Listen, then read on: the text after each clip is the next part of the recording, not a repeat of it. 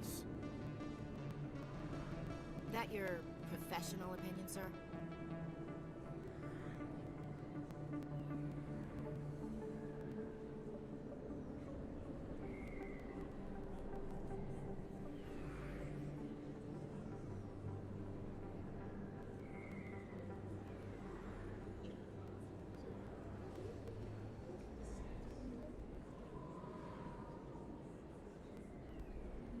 How can they keep tabs on all of this? The Presidium may as well be on another planet. There is definitely a gap between their presentation and what's here. Tracking arrivals must be a nightmare. This makes Jump Zero look like a porta-john, and it's the largest deep space station the Alliance has. Jump Zero is big, but this is a whole nother scale. Look at the ward arms. How do they keep all that mass from flying apart? No wonder the Council treats us like outsiders. We'd be just another drop in a bucket they already can't carry. They must figure us for one more gang of F&Gs looking for a handout. I doubt it's personal. It's gotta be a balancing act, like every other government. Alright, secure the chatter. We're all FNGs here, but we don't need to make it obvious. Aye, aye, Commander.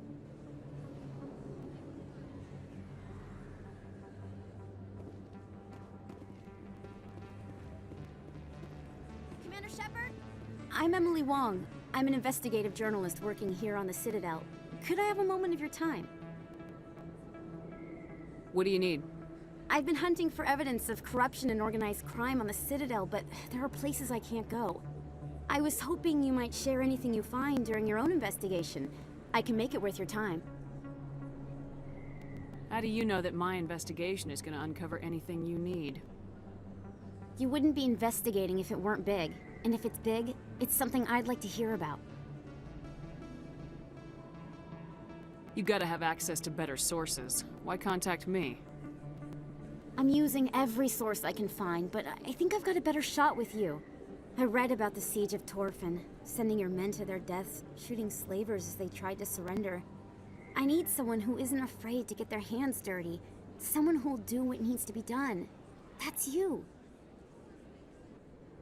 How do you know I'm investigating anything here on the Citadel? I'm a good journalist, Commander Shepard. Word gets around. Sounds like a good cause. If I find any information, it's yours. Thank you, Commander. You won't regret it.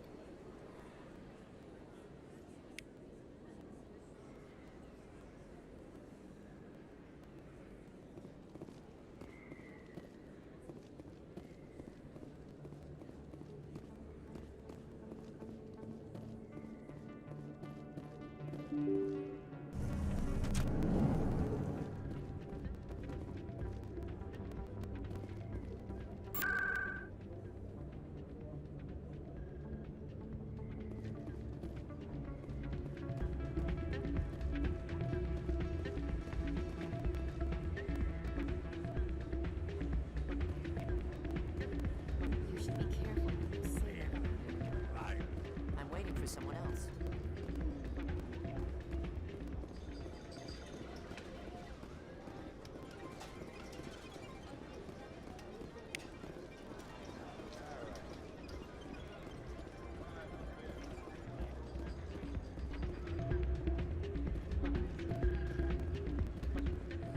It's out of my hands, Rita.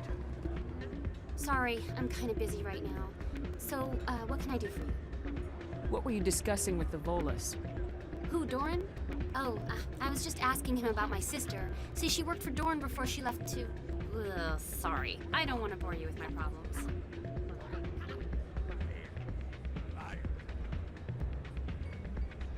Get to the point. Well, okay. My sister Jenna left here to go work at Cora's Den. The problem is, she's working as an informant for CSEC. You know, eavesdropping on the people there. If they find out what she's doing, they'll kill her. You can't stop her from making stupid mistakes. This stupid mistake might cost her her life. I don't know. Sometimes I think she stays there just to spite me. Do you know who her contact at CSEC is? No, it's all very secret. Last time I asked an officer, he told me to stay out of it, for Jenna's safety. Maybe I could help her understand just how dangerous Cora's den is. Would you? That'd be great. Just don't tell her I sent you. Well, I should get back to work before I get in trouble. Thanks. Welcome to Flux. Name's Doran. What can I do for you? Is this a casino? Among other things, yes. We've got some quasar stations, if you're interested. What can you tell me about the sisters working for you? Well, Jenna left to work at Cora's den. Now her sister Rita is all worried she might be in some kind of trouble. Not much chance Jenna will change her mind, though. If she wanted to come back, I'd take her in a second. The customers loved her. I should be going. Enjoy your time here at Flux. Hey, good to see another human in here.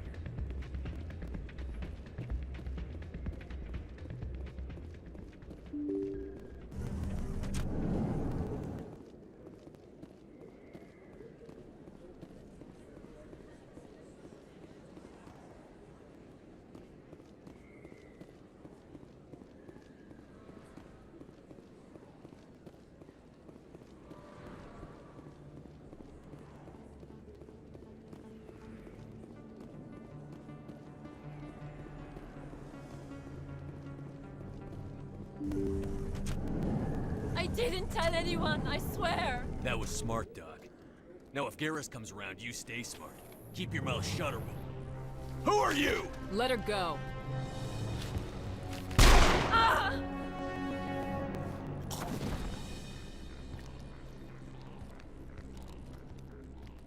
Enemy contact!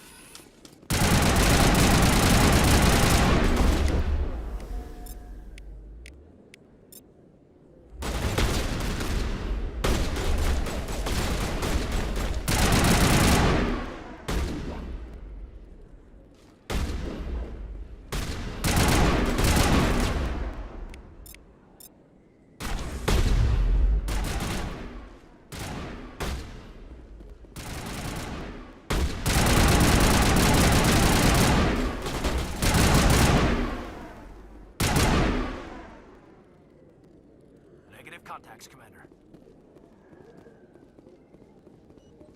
Perfect timing, Shepard. Gave me a clear shot at that bastard. You took him down clean. Sometimes you get lucky. Dr. Michelle, are you hurt? No, I'm okay. Thanks to you. All of you. Why were they threatening you? Who do they work for? They work for Feast. They wanted to shut me up, keep me from telling Garrus about the Quarian. What Quarian?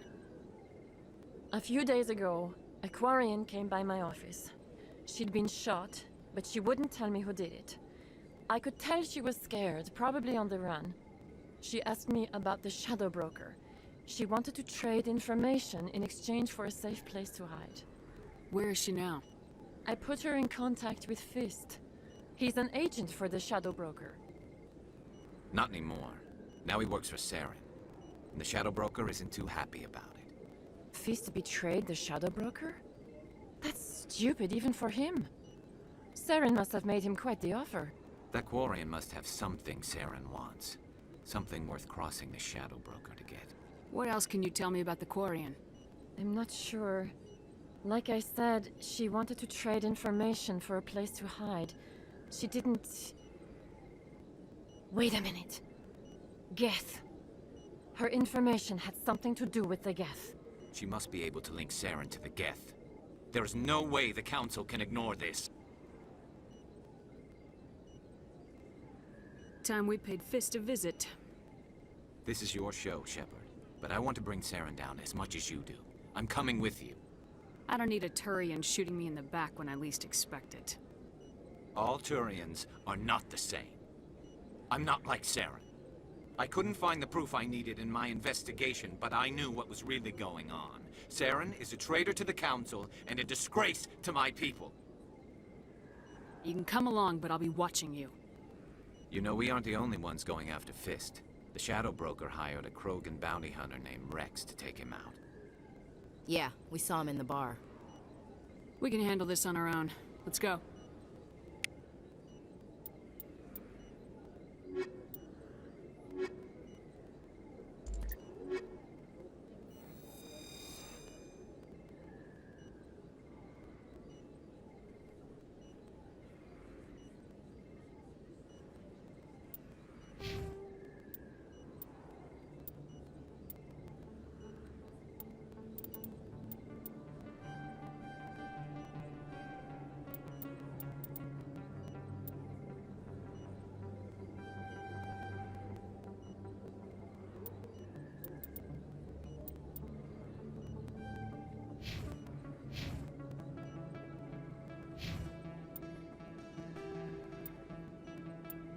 The Krogan evolved in a hostile and vicious environment.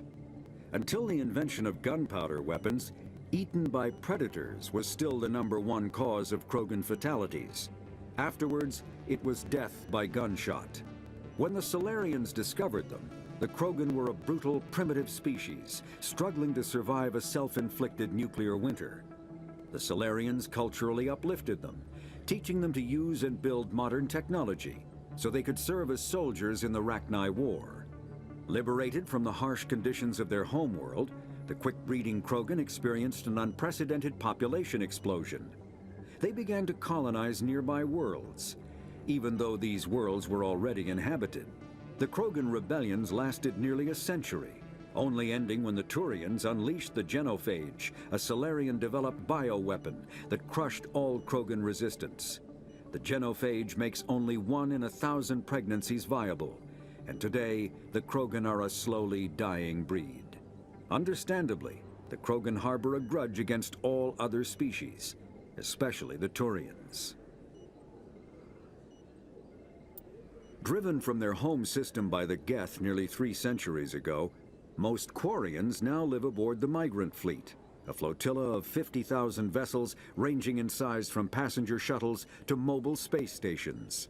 Home to 17 million Quarians, the flotilla understandably has scarce resources. Because of this, each Quarian must go on a rite of passage known as the pilgrimage when they come of age. They leave the fleet and only return once they have found something of value they can bring back to their people. Other species tend to look down on the Quarians for creating the Geth and for the negative impact their fleet has when it enters a system. This has led to many myths and rumors about the Quarians, including the belief that underneath their clothes and breathing masks, they are actually cybernetic creatures, a combination of organic and synthetic parts.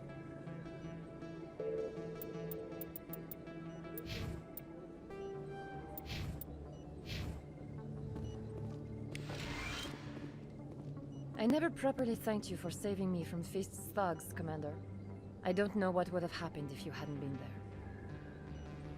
Stick to medicine. You're not cut out for dealing with people like Fist. That's good advice. Let me take a look at what you have for sale. Of course.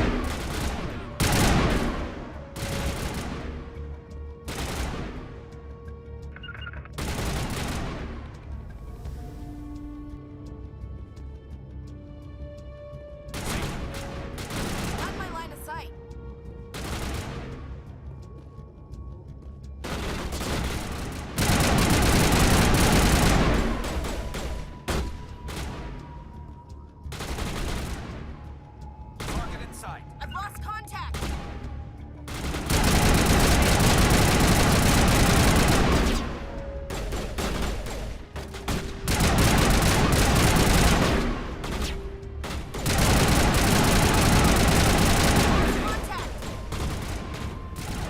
Target acquired.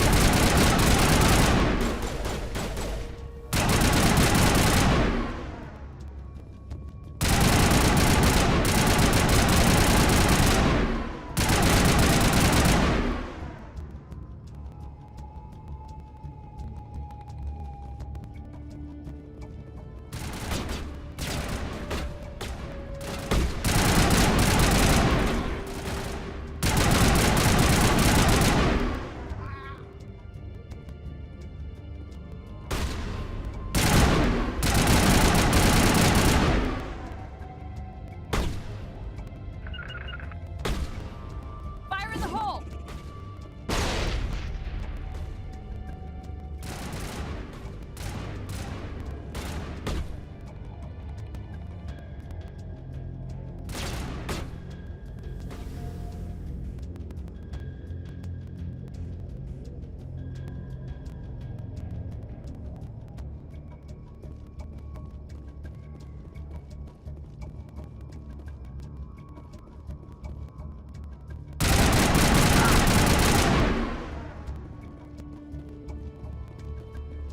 Area secured.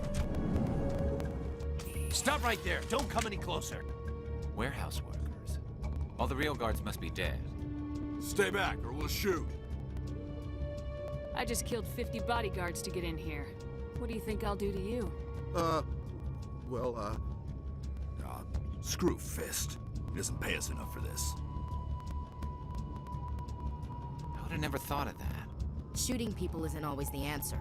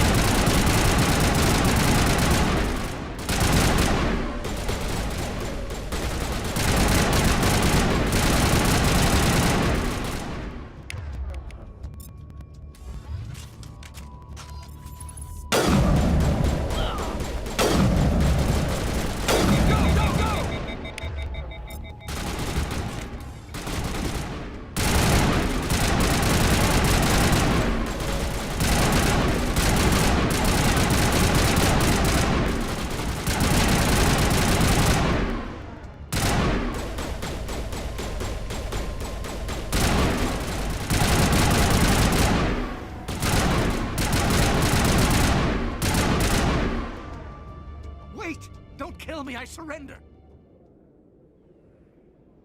Tell me where the Quarian is and I won't have to shoot you in the kneecaps. She's not here. I don't know where she is. That's the truth. He's lying. Put a round in his leg, see if he talks. Wait, I don't know where the Quarian is, but I know where you can find her. The Quarian isn't here. Said you'd only deal with the Shadow Broker himself. Impossible. The Shadow Broker only works through his agents. Nobody meets the Shadow Broker. Ever. Even I don't know his true identity. But she didn't know that. I told her I'd set a meeting up. But when she shows up, it'll be Saren's men waiting for her. Tell me where that meeting is before I blow your lying head off.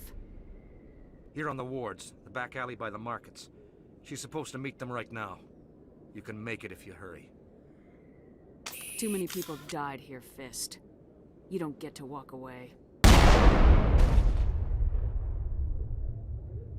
That Quarian's dead if we don't go now.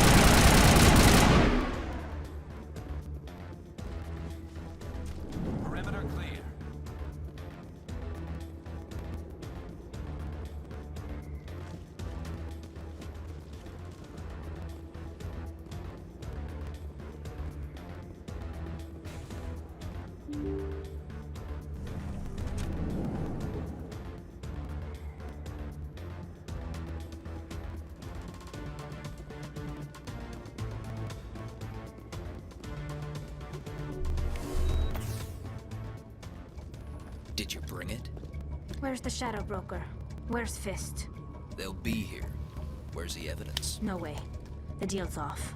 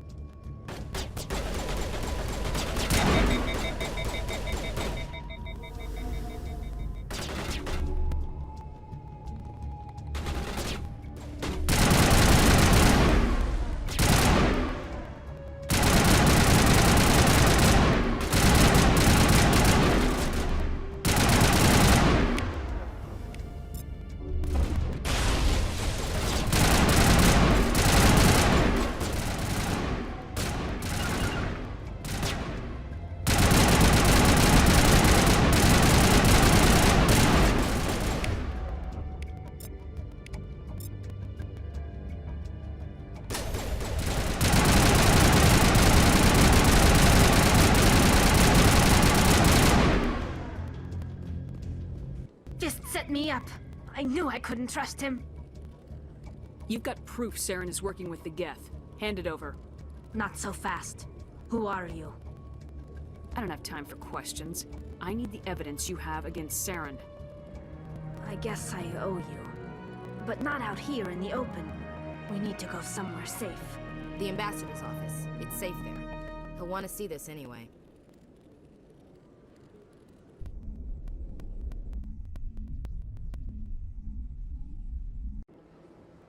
You're not making my life easy, Shepard. Firefights in the wards, an all-out assault on Korra's den. Do you know how many... Who's this? A Quarian? What are you up to, Shepard?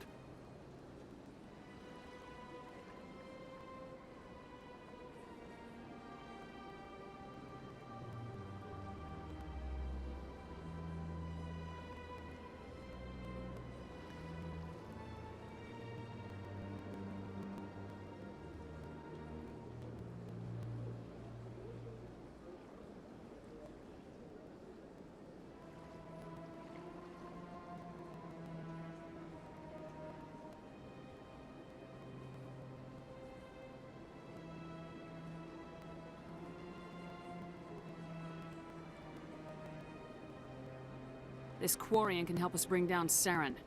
I would have told you that if you hadn't jumped down my throat. I apologize, Commander. This whole thing with Saren has me a bit on edge. Maybe we should just start at the beginning, Miss... My name is Tali. Tali Zora Naraya. We don't see many Quarians here. Why did you leave the flotilla? I was on my pilgrimage. My rite of passage into adulthood.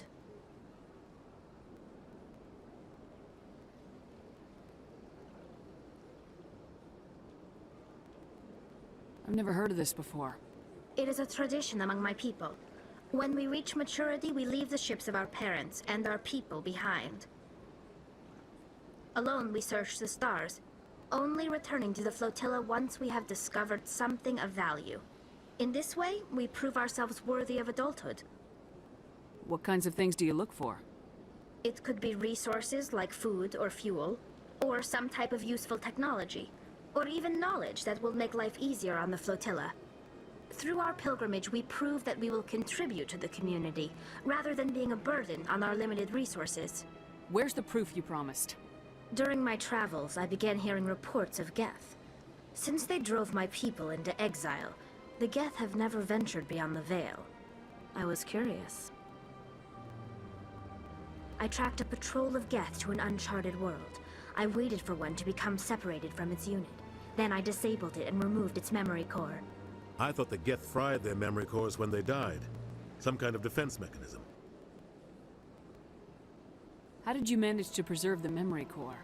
My people created the Geth. If you're quick, careful, and lucky, small caches of data can sometimes be saved.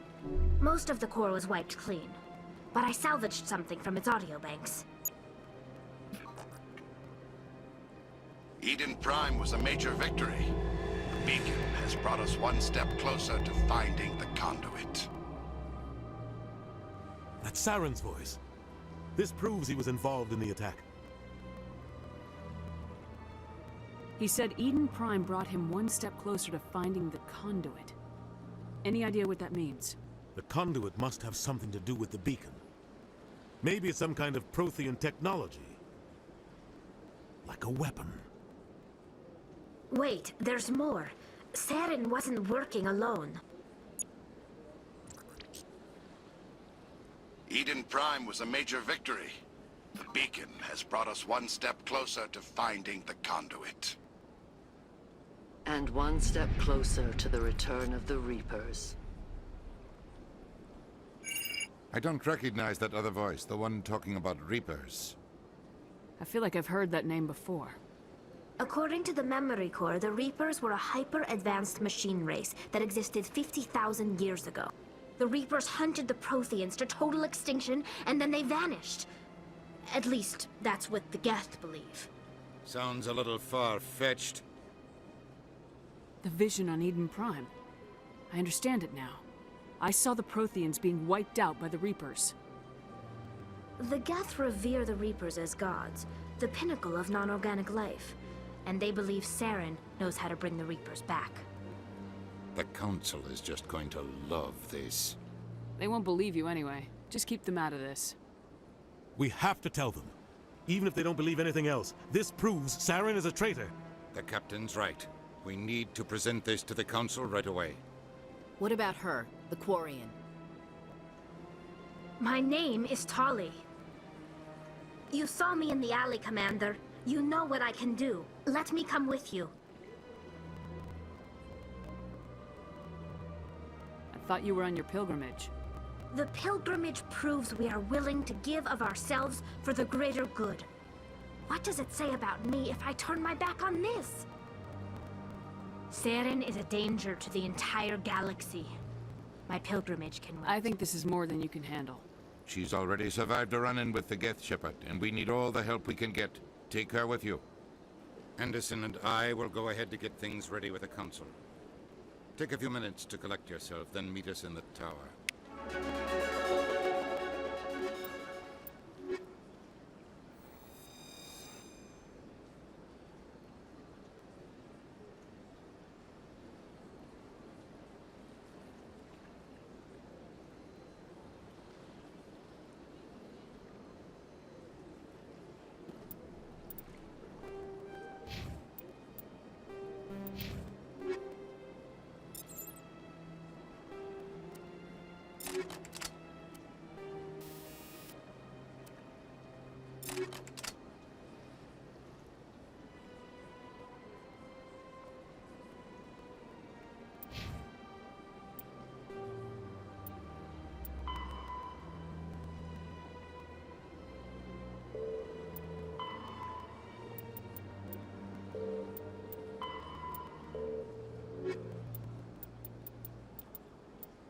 Combat.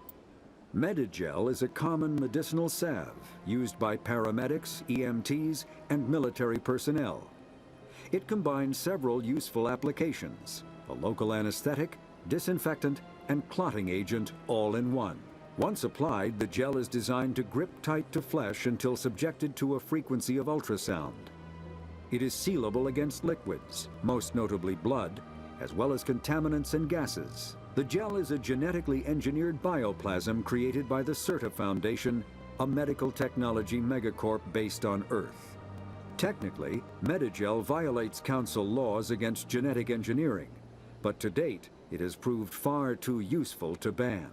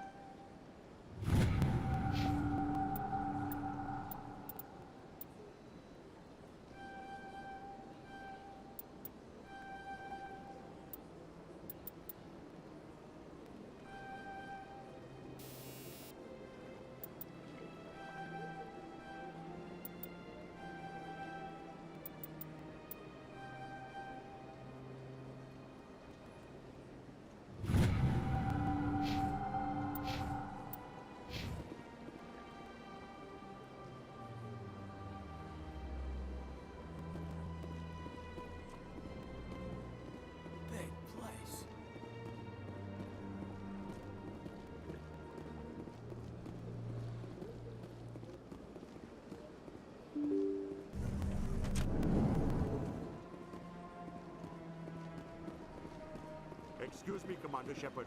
Could you spare a moment of your time?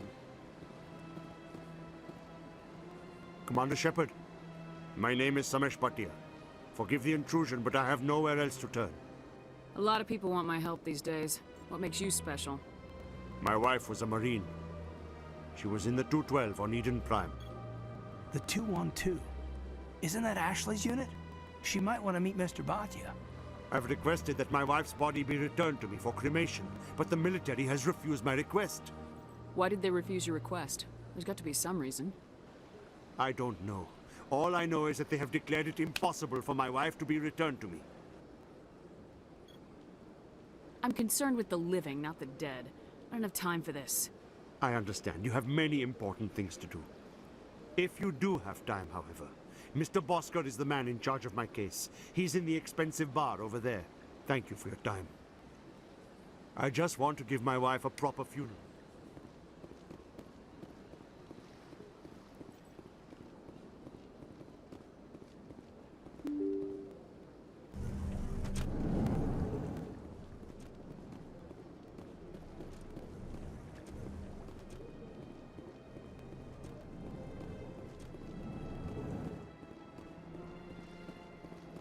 My goodness, you're Commander Shepard. Your activities made for quite a briefing in the diplomatic corps. Is there something I can do to assist you?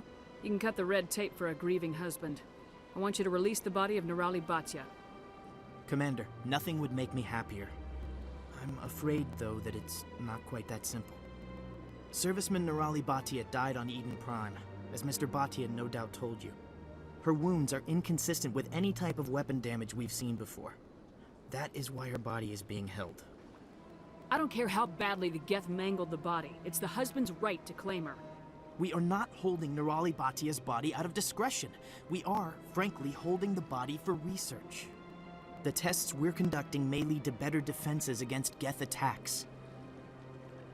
Respectfully, Serviceman Bhatia may save more lives in death than she did in life. How long do you think this research is going to take? This is a long-term study. I wouldn't expect the bodies to be released for a year or longer.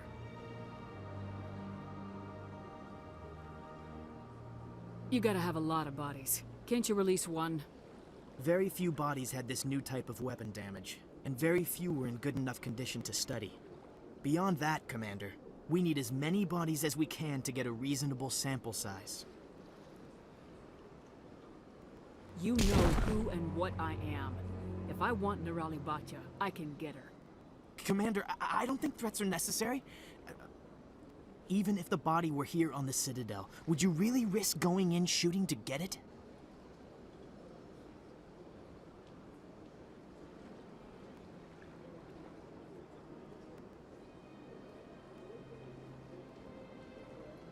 You said you'd been briefed on me. How far do you think I'm willing to go on this? All right, Commander. You win. It was hard enough refusing Mr. Bhatia. I'm not going to risk an incident by refusing you. Tell Samesh that the body is being shipped back to Earth. I'll go now to see to it myself.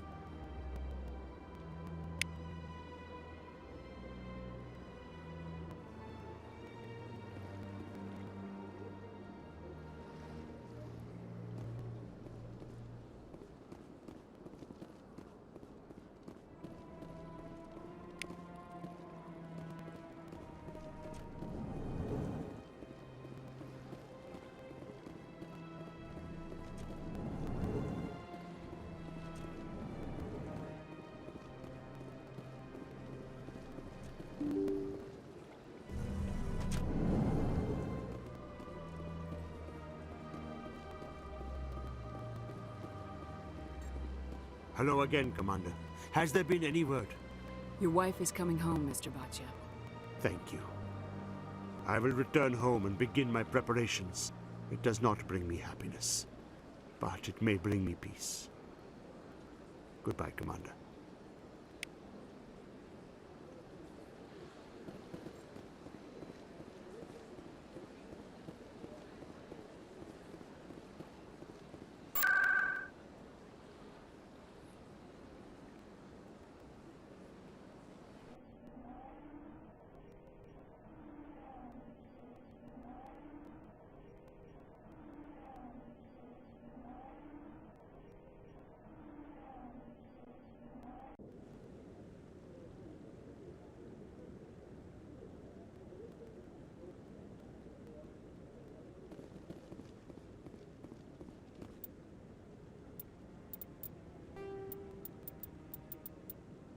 Combat. All modern infantry weapons, from pistols to assault rifles, use micro-scaled mass accelerator technology. Projectiles consist of tiny metal slugs suspended within a mass-reducing field, accelerated by magnetic force.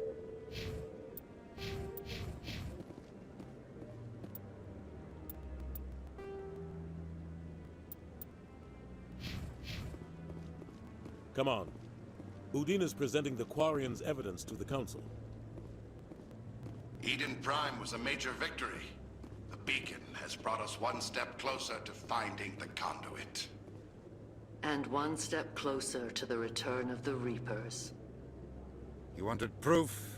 There it is. This evidence is irrefutable, Ambassador. Saren will be stripped of his Spectre status, and all efforts will be made to bring him in to answer for his crimes. I recognize the other voice, the one speaking with Saren. Matriarch Benezia.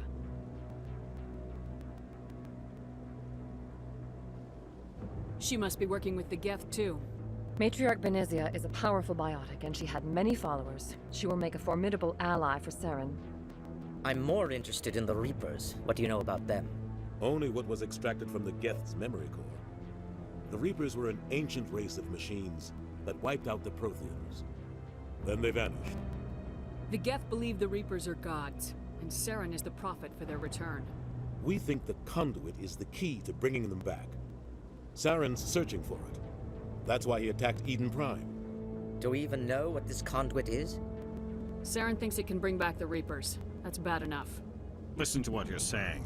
Saren wants to bring back the machines that wiped out all life in the galaxy? Impossible. It has to be. Where did the Reapers go? Why did they vanish? How come we found no trace of their existence? If they were real, we'd have found something. I tried to warn you about Saren and you refused to face the truth. Don't make the same mistake again. This is different. You proved Saren betrayed the Council. We all agree he's using the Geth to search for the conduit, but we don't really know why. The Reapers are obviously just a myth, Commander. A convenient lie to cover Saren's true purpose. A legend he is using to bend the Geth to his will. 50,000 years ago, the Reapers wiped out all galactic civilization. If Saren finds the conduit, it will happen again. Saren is a rogue agent on the run for his life. He no longer has the rights or resources of a Spectre. The Council has stripped him of his position. That is not good enough. You know he's hiding somewhere in the Traverse. Send your fleet in! A fleet cannot track down one man. A Citadel fleet could secure the entire region, keep the Geth from attacking any more of our colonies. Or it could trigger a war with the Terminus systems. We won't be dragged into a galactic confrontation over a few dozen human colonies. Every time humanity asks for help, you ignore us. Shepard's right. I'm sick of this council and its anti-human bull— Ambassador, there is another solution.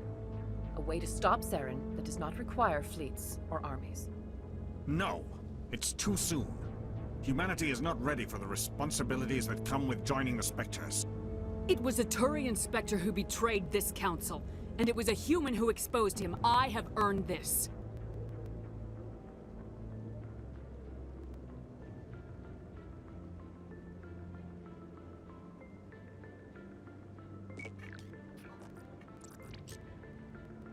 Commander Shepard, step forward.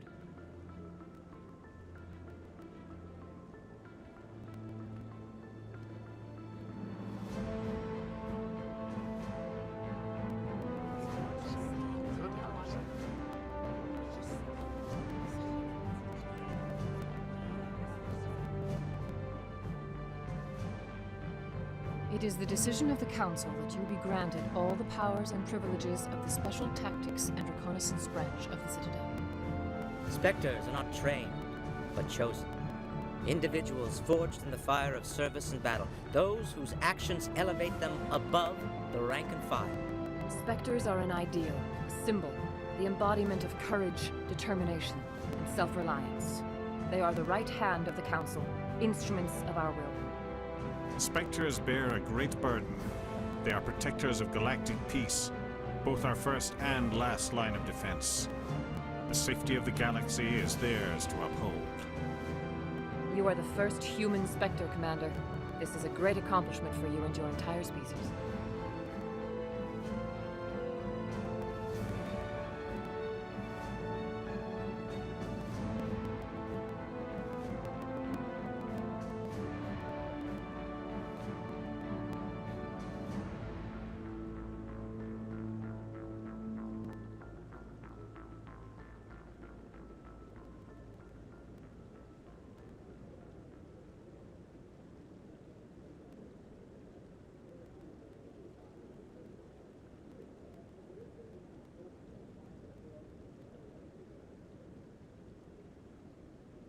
I've been ready for this since Eden Prime.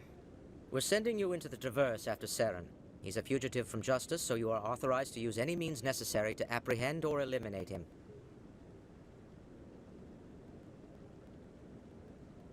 Any idea where to find him? We will forward any relevant files to Ambassador Udina. This meeting of the Council is adjourned.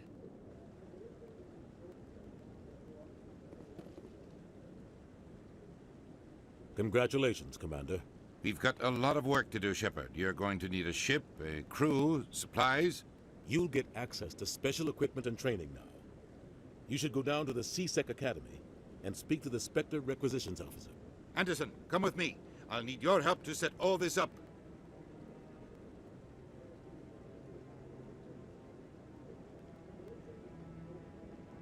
I thought the ambassador would be a little more grateful. He didn't even thank you.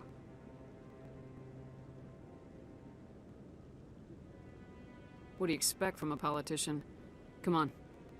Right behind you, Commander.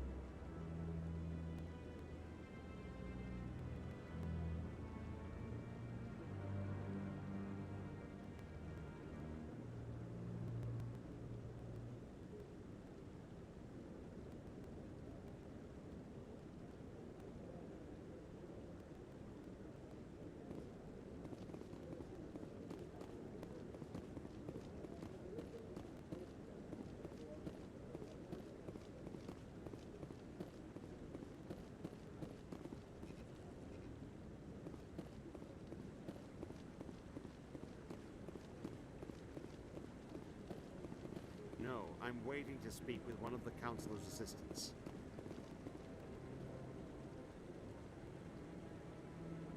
Congratulations on becoming the first human Spectre, Commander. I'm certain you'll be up to the challenge.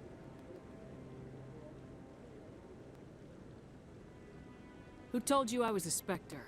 I'm a senior officer with the Alliance. I knew about your candidacy before the Normandy was sent to Eden Prime. My name is Admiral Kahoku. It's about time the Alliance got one of our own in with the Spectres. We need people like you to deal with our problems.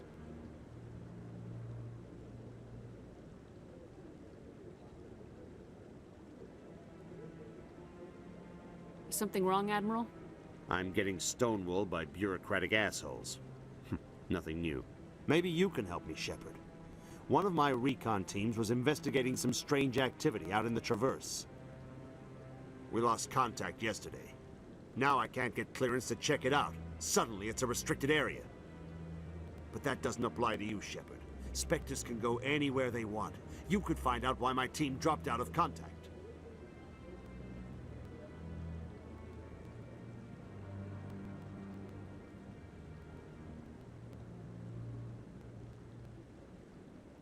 I'll look for them if I have time. Well, that's more than most will commit to. I'm gonna stay here and see if I can find anything out through official channels. Won't hold my breath, though. I'll upload the info on where my team was last seen to your ship.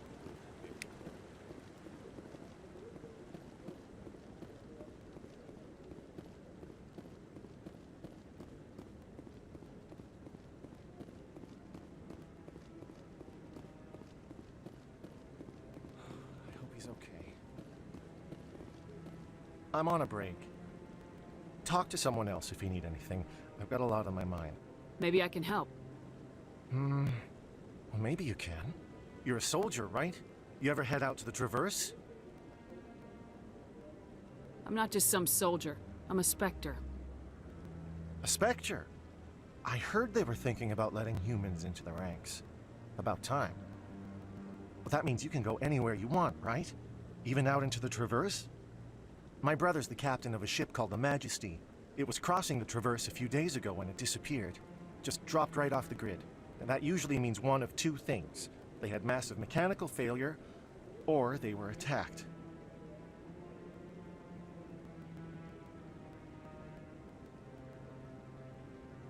Any idea why someone would attack them? Privateers, slavers, mercs looking for an easy score. There's a lot of nasty sorts out in the Traverse. I won't give up on my brother. Not yet. I've got the coordinates for the last transmission from his vessel. What kind of ship was it? Don't let the name fool you. The Majesty's just a small trading vessel, only a handful of crew. But he kept it in good condition. I don't think mechanical failure is too likely. But they don't have any real weapons or shields. If anyone did come after them, the Majesty'd be a sitting duck. What's in this for me? I can't afford to pay you anything. If I had that kind of cash, I'd have hired a recovery team to track him down already. Maybe you could look into this as a personal favor, you know? We humans have to stick together. Isn't anyone else looking into this? My brother's just a small independent trader. Ships like his disappear in the Traverse all the time. Give me the coordinates. I'll forward them to your ship right away. Please let me know as soon as you find him.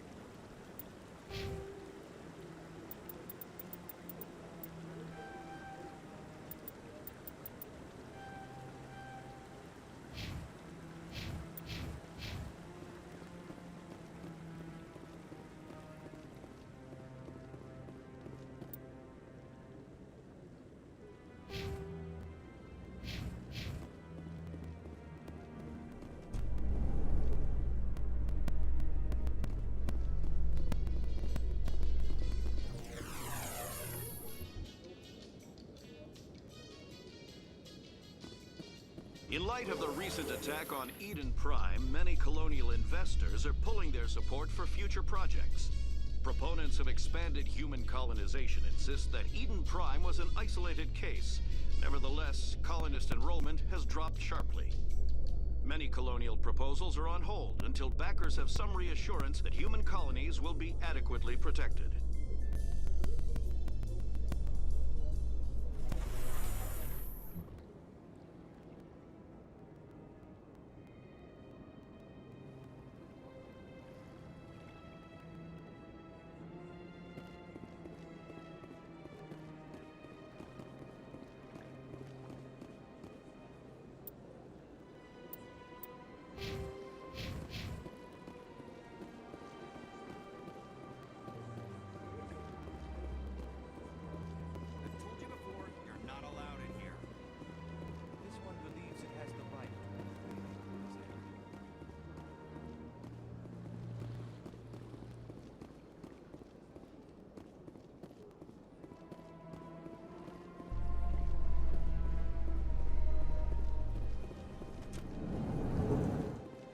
In other news, Exogeny Corp is still denying reports that one of their survey teams has gone missing in the Hades Gamma Cluster.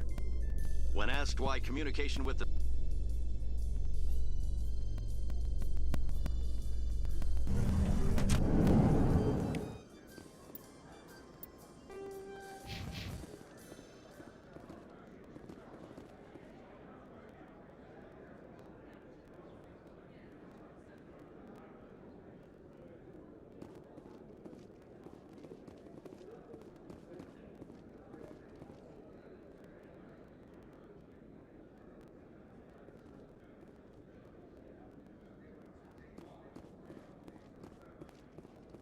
So how are you liking your posting at the Academy? It's good. Busy, though. I can't believe how many people you get coming in from the wards. Yeah, it's the busiest station on the Citadel. You'll never get bored. I guess not, but you could still use a few more men. That's why we brought you here. Sure, but there's still way more complaints than the officers can handle. That's just life near the wards, kid. You'll get used to it.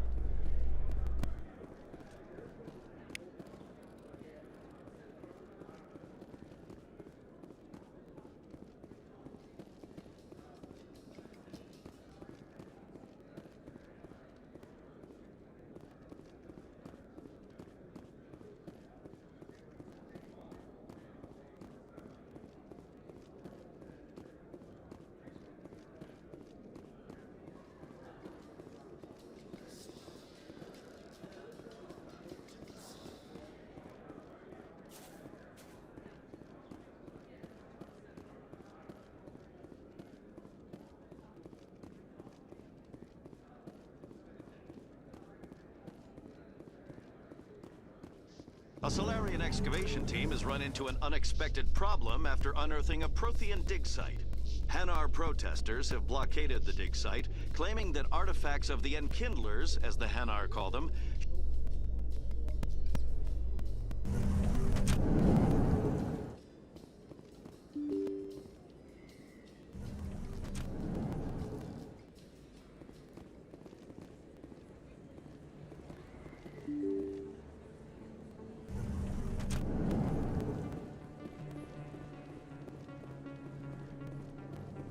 Word on the street is that you've been busy. Congratulations on taking down Fist.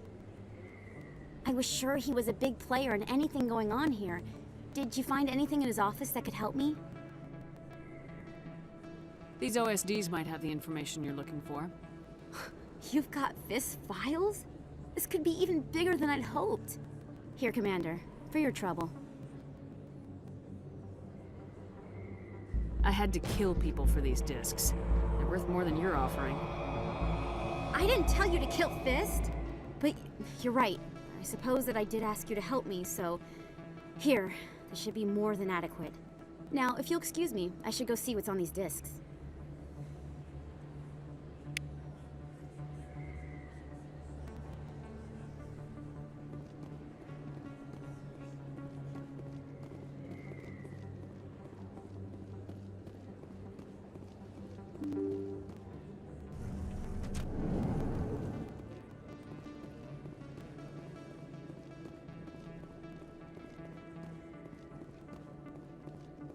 I don't think you bought this here.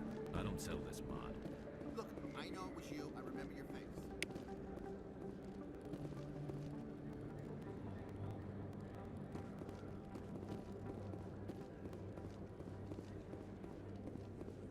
You're Commander Shepard, the hero of Eden Prime. I am so honored to meet you. Do I know you? No, I'm just a fan. One of your biggest fans, actually. My name is Conrad. Conrad Werner. They say you killed more than 100 Geth on Eden Prime.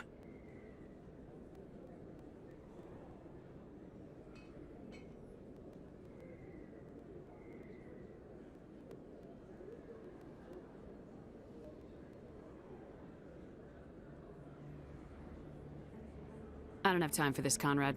I'm not here to be a role model. Oh, I see how it is. Commander Shepard doesn't have time for the little people. Far be it for me to get in your way. You go be a hero.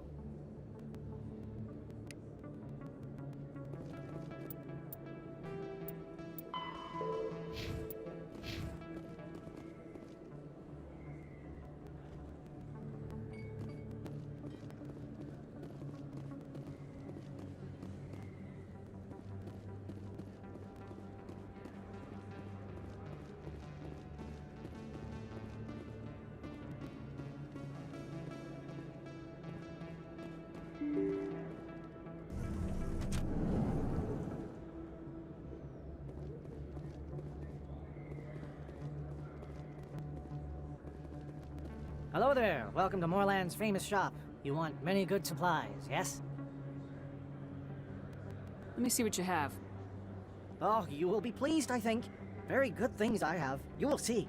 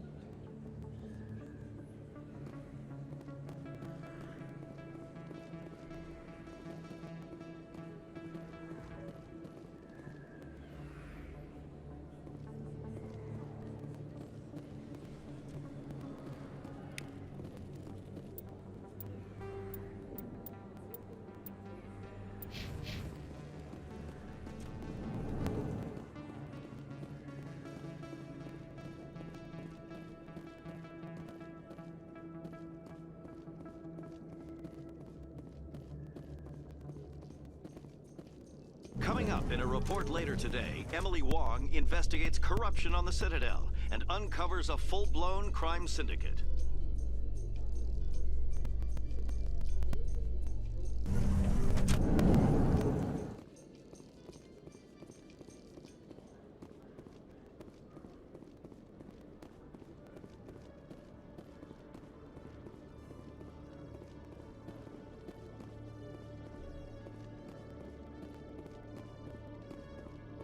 Okay, Julie. Let me get this straight. Your business partner, Shorter, he's threatened you. Well, no, not exactly. But he wants to meet.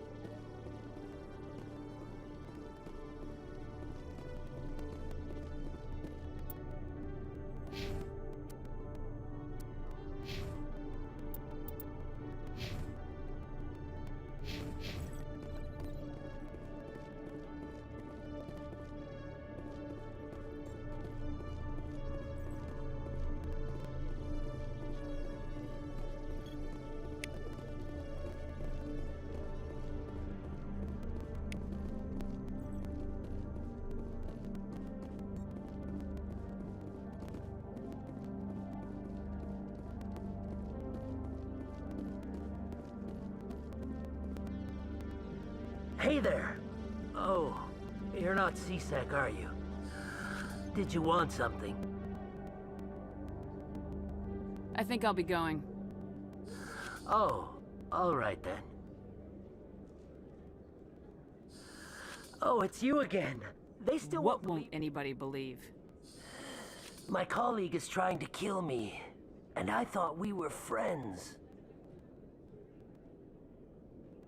How do you know he wants you dead?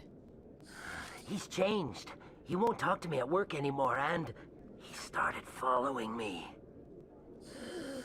Yesterday, he followed me all the way home, just waiting for a chance. I don't care what anyone thinks. He wants me gone. I know it.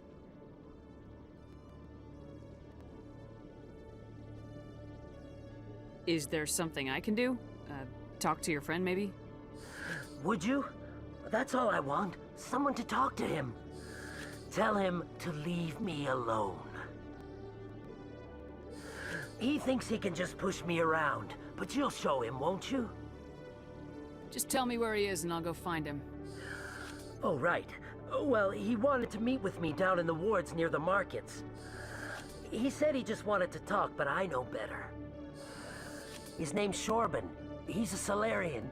You shouldn't have any trouble. He's just a scientist. Shorban? That's the guy who asked us to scan the Keepers. The Keepers? Well, even more reason to go after him. That's against regulations. If I find out he's lied to me... Anything's possible with Shorban these days. Well, good luck.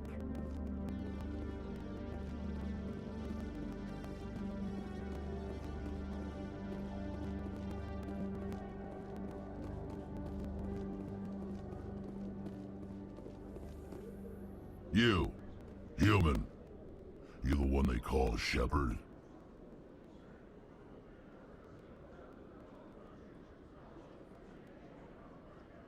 Who wants to know? The name's Rex. The Shadow Broker paid me a lot of money to get rid of Fist. Only you got there first. It's not my fault you were slow on the draw. When I get paid to do a job, I finish it. Alone. I don't like where this is going. But I didn't finish this job, Shepard. You did. So the payment is yours.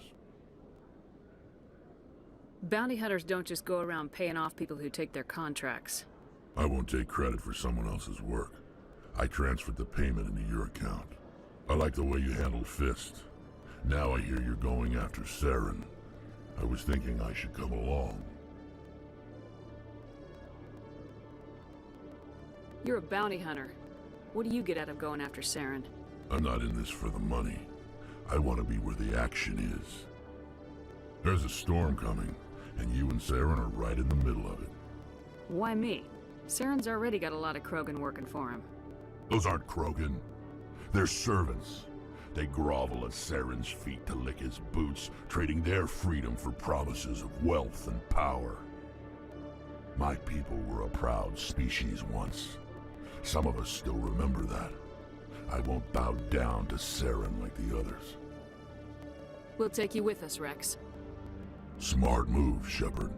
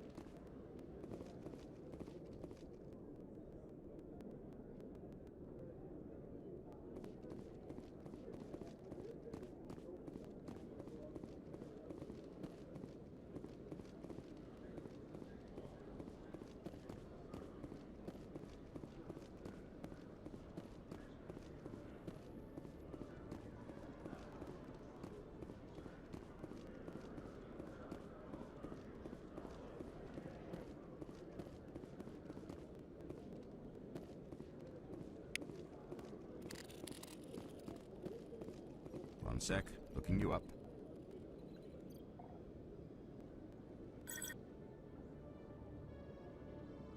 Commander Shepard, here with the Alliance military. First time on the Citadel, that about right? Who wants to know? Just checking for CSEC records. I can only sell goods to authorized personnel. So, will you be purchasing anything today, Commander Shepard? Show me what you got. Sounds good. Just let me set you up. Oh, this must be a mistake. System's telling me to offer you our select stock. Spectre? Well, I heard about that, but I didn't realize it was you. Sorry, Commander. Just show me what you got. I'll open the rare stocks for you, Commander. Enjoy.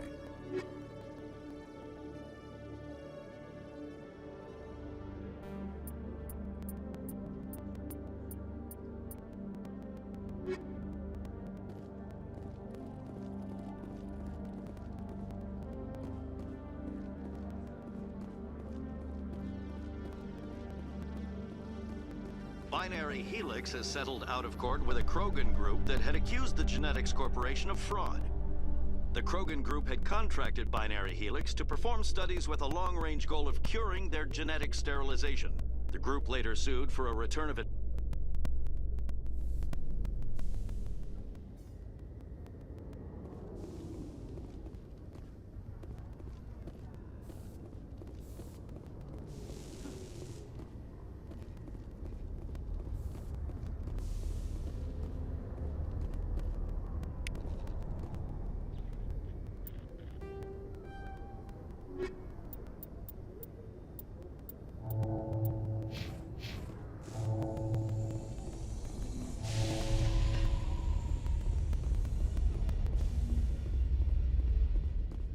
In breaking news, Chairman Burns of the Parliament Subcommittee on Transhuman Studies has been kidnapped by biotic extremists. The biotics commandeered a freighter and were last seen in the Hades Gamma Cluster. No demands have yet been made.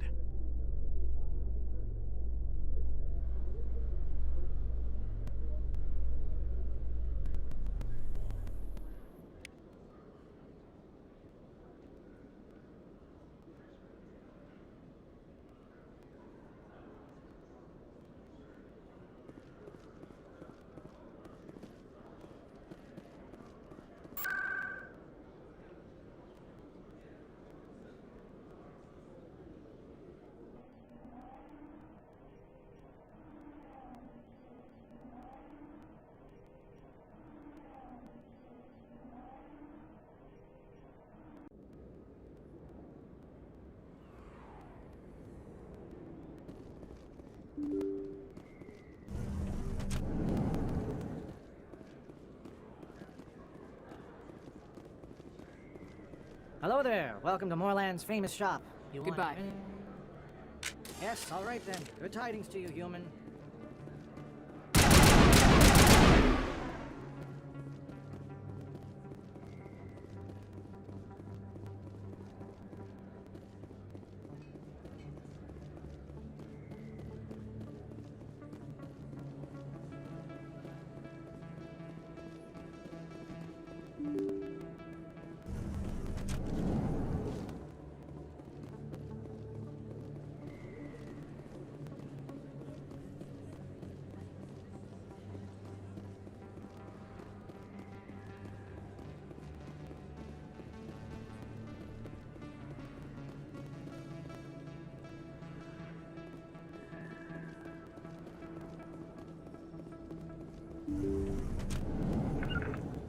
Regroup!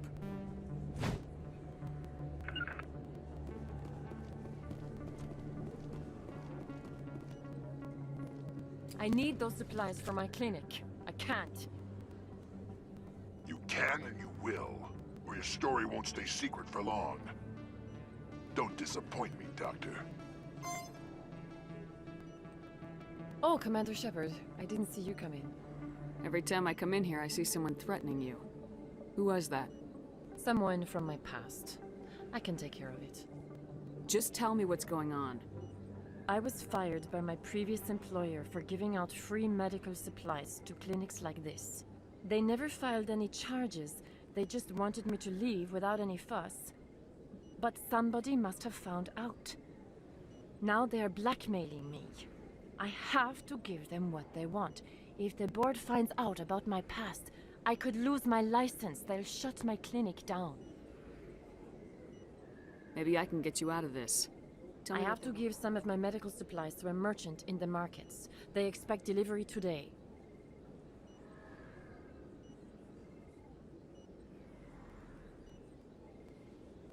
Give me your contact's name. I'll deal with this guy, whoever he is. Deal with him? But won't they expose my past?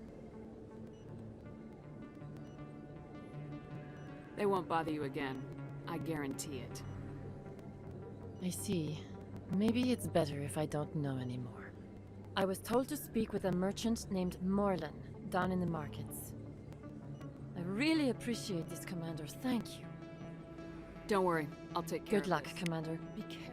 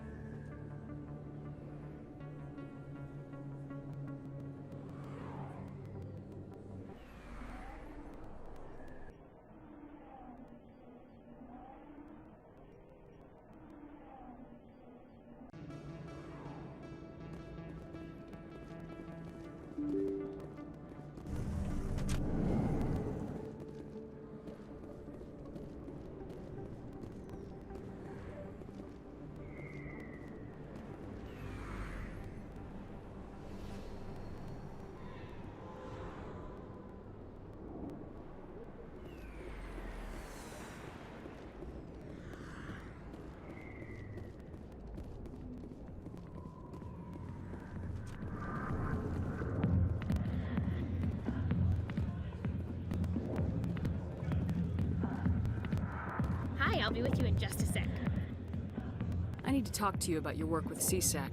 I don't know what you're talking about. Now, if you don't mind, I need to get back to my customers. This isn't a game, Jenna. These people are dangerous. Now you sound like my sister. Why is everyone so concerned about me? I can take care of myself.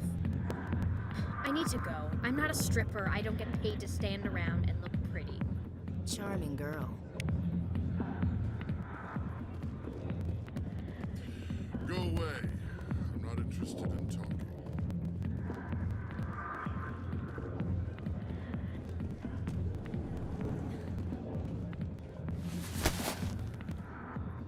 If you've got questions about Jenna, meet me at CSEC Academy.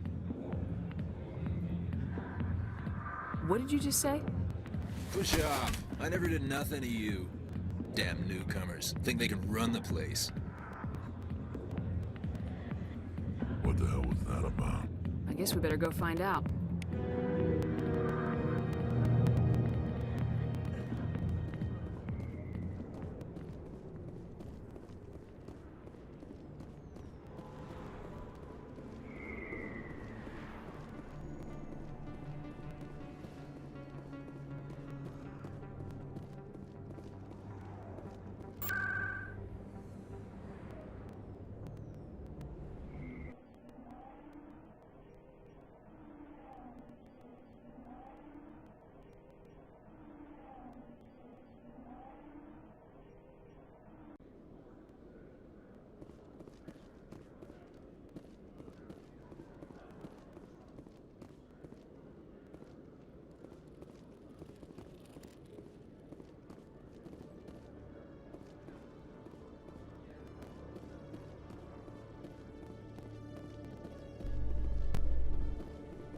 Every time I visit the Citadel, CSEC brings me here for a friendly chat.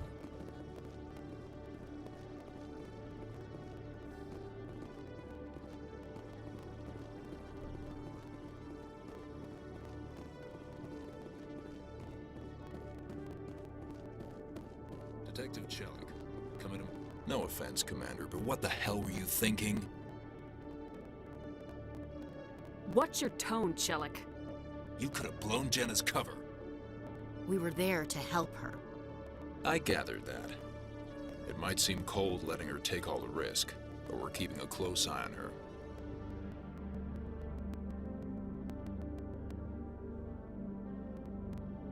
It's too dangerous. You need to find another way. It's not that simple, Shepard.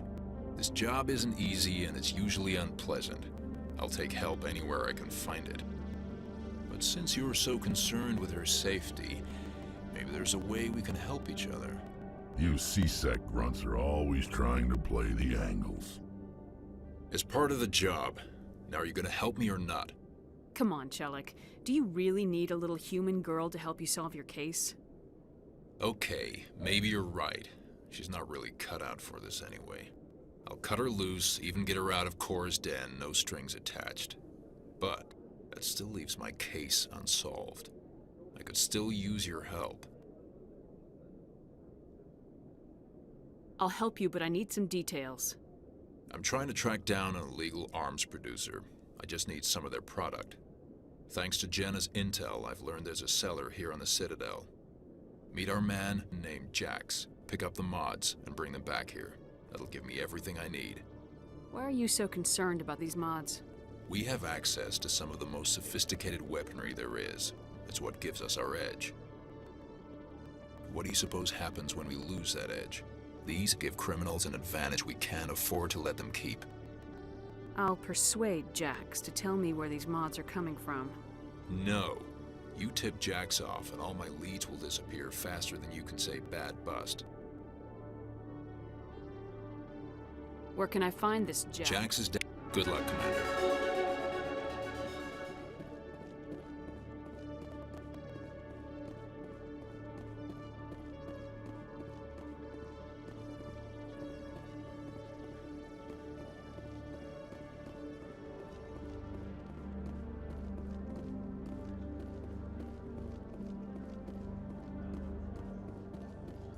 In remembrance of Eden Prime, we present another Profile in Courage with serviceman Nirali Bhatia.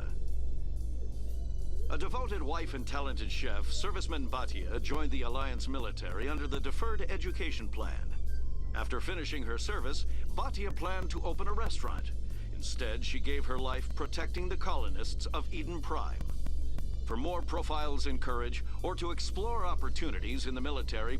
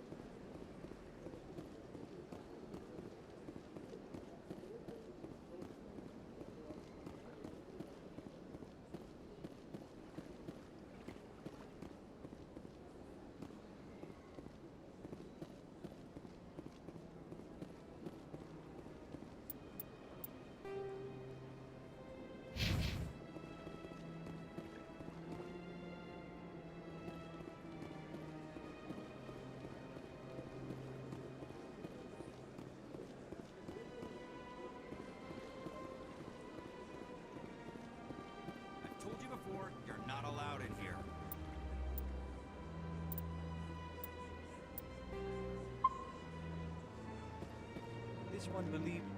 That Hanar refuses to listen to reason. Why can't it act in an orderly and lawful manner?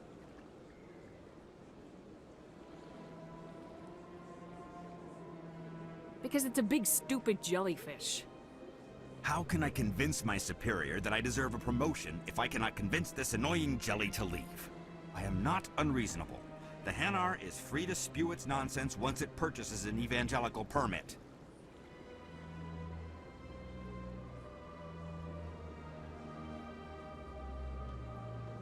So if the Hanar gets a permit, it's allowed to preach? No. Registered evangelicals must follow regulations. There are specific areas where preaching is legal. Failure to follow the regulations results in the forfeiture of the license.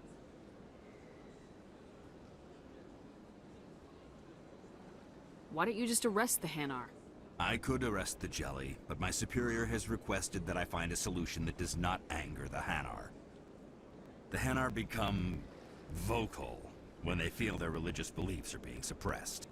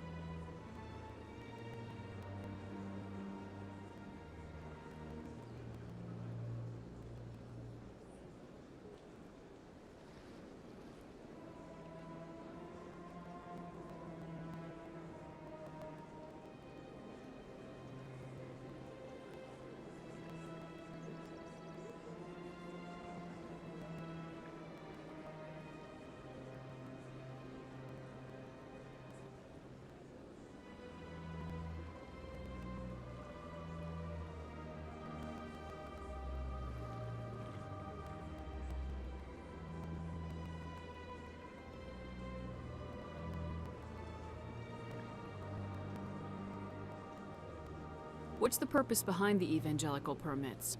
Forcing religious evangelicals to register for a permit weeds out undesirables. It keeps the area safe.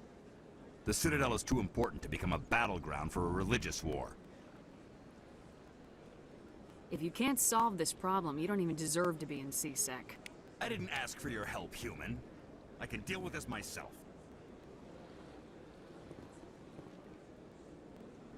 Do you desire to learn of the Enkindlers? Or has the Honorable CSEC officer enlisted assistance? Are you allowed to preach here in the Presidium? The words this unworthy one speaks are merely observations of the truth. The CSEC officer requests that this one purchase an evangelical permit to spread the truth of the Enkindlers.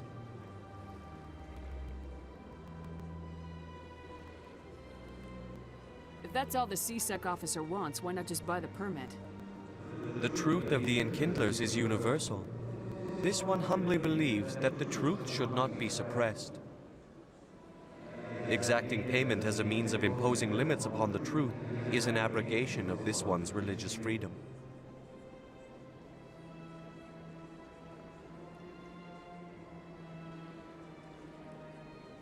So you're breaking the law by preaching without a permit right now? The CSEC officer states that preaching in this place is forbidden, and preaching anywhere on the Citadel requires a permit. This one humbly submits that it is not preaching to state the truth of the Enkindlers, and thus no permit should be necessary. Who are the Enkindlers? Your people know them as the Protheans.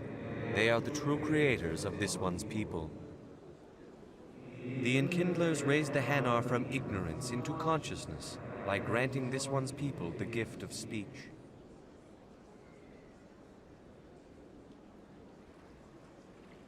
The CSEC officer is just doing his job. You're causing trouble. This one is too humble to suggest that the CSEC officer is personally biased. This one only wishes to spread the truth to any who will listen. There is no intent to cause trouble. I don't care about your intent. You're making all Hanar look like troublemaking zealots. This one does not wish to prejudice the listeners against the Hanar. You Hanar deserve what you get. You're either too snobbish or too stupid to follow simple rules. This one will obey. It does not wish to prejudice other species against the Hanar. This one departs now, and will not intrude upon the Presidium again.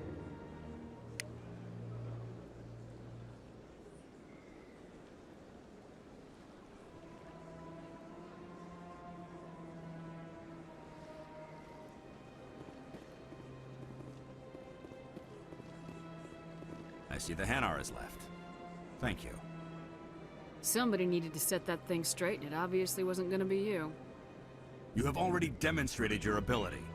I acknowledge it, and I will learn from your example. Here, for your assistance in this matter. Now, if you'll excuse me, I should report to my superiors.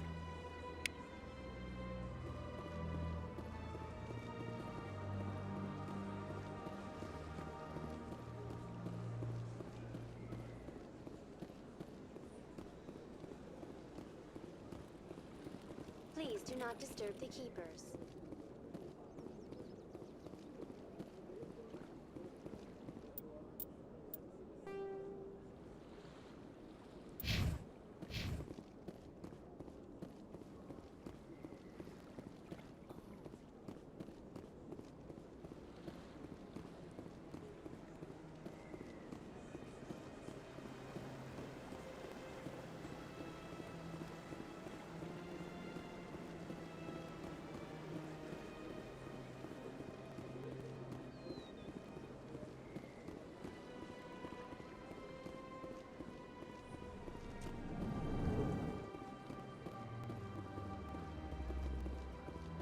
What's this? One of the Earth Clan. Ah, a very famous one, yes? You are the one called Shepard. You were at Torfan, correct? You led the final assault against the enemy base, if memory serves. I don't like strangers keeping tabs on me. Forgive me, Earth Clan. My name is Barla Vaughn. My job makes it necessary for me to keep informed. I am a financial advisor to many important clients here on the Citadel. When someone as important as yourself arrives on the station, I take notice. I heard you work for the Shadow Broker. Do you have any information about Saren? You're very blunt, Shepard, and you're right. But Rex has already told you far more than I know about this. I am sorry, but I have nothing else to offer. Tell me more about your job. Galactic finance is incredibly complex. A mix of laws and regulations from dozens of interstellar economies. I'm an expert in how all these economies interact. For a fee, I share my expertise. I also offer premium services for those clients who need someone to conduct business without drawing unwanted attention. Discreet and efficient. That's my motto. Sounds pretty shady. Everything I do falls completely within the bounds of interstellar commerce law. Even so, many of my clients would prefer their transactions remain undisclosed. For example, suppose a Hanar ambassador was petitioning the Council to reduce tariffs on Hanar goods. How would it look if he had money invested in a Hanar exporting company? Even if his true motives were to help his people, he would be accused of advancing the petition for his own personal gain. I can keep his personal finances private. Still sounds shady to me. Then we can only hope he will never be cursed with a large enough fortune to require my services. Tell me more about the Shadow Broker. Most people think I deal in finances, but my real currency is knowledge. I trade information, and it has made me very wealthy. But the Shadow Broker is the true master. Every day he buys and sells secrets that could topple governments, always giving them to the highest bidder. Yet somehow he never seems to upset the natural balance of power. All those secrets being passed around seem to even out. Nobody ends up with an advantage in the end. Any guess what his identity might be? I don't know. Nobody does. The Shadow Broker could be any race, any gender. I have a theory that it's actually an entire group working under one identity. How else could they juggle so many contacts at the same time? How else could they keep all that information from getting crossed? But they've got the perfect setup. Every government is forced to play their game so they don't get behind. But no matter how long you play, no matter how many secrets you buy, you can never win. I thought you'd know more about the man you work for. From time to time, I come across information I sell to the Shadow Broker. That's my only involvement. I like it that way. The more you know, the more dangerous the game becomes. I don't like danger, Commander. I'll leave that to you. What's it like living here on the Citadel? The station is without a doubt the greatest wonder in the galaxy. It is a technological marvel, but its true splendor goes much deeper than the hull and engines. From the Presidium to the wards, the entire station is a testament to the success of the Council. All the species of Citadel spaced together in a single strong community. I should go. Goodbye, Commander. Greeting. I believe congratulations are in order, Commander Shepard. You are the first human to join the What's it like living here on...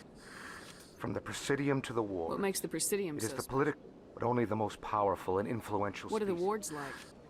You never know what you'll find down in the wards, Commander. I should go.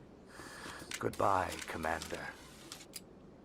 Greetings, Earth Clan. How can this humble servant be of use to you? I should go. Goodbye, Commander.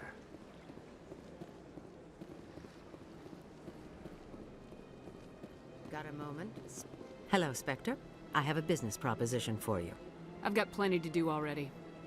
Of course you do. But this would be easy work for you, and I pay extremely well. I'm acquainted with a pair of powerful crime bosses. They're hiding on remote worlds, and I have the coordinates. You could do the galaxy a favor.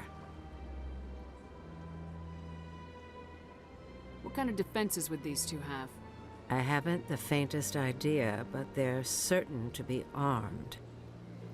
Their partnership's soured, and each believes that the other intends to kill him. They will be well prepared.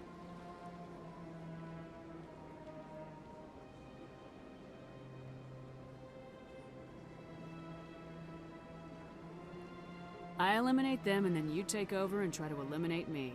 How stupid do I look? While I appreciate your estimation of my bravado, I have no intention of attempting to murder you. You are the first human Spectre, and you are doing important work for humanity. I have no interest in red sand or slavery.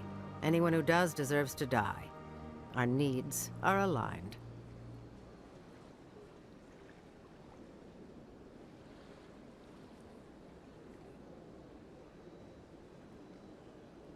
You're obviously with them. Why don't I just arrest you instead? Arrested for what? You and I are simply having a conversation. I have excellent legal representation. Arresting me would be a waste of your time. And what do you get out of this? We share interests in certain cooperative ventures. But their business practices have forced me to terminate our relationship. Once they are dead, I will manage our organization in a more tasteful manner.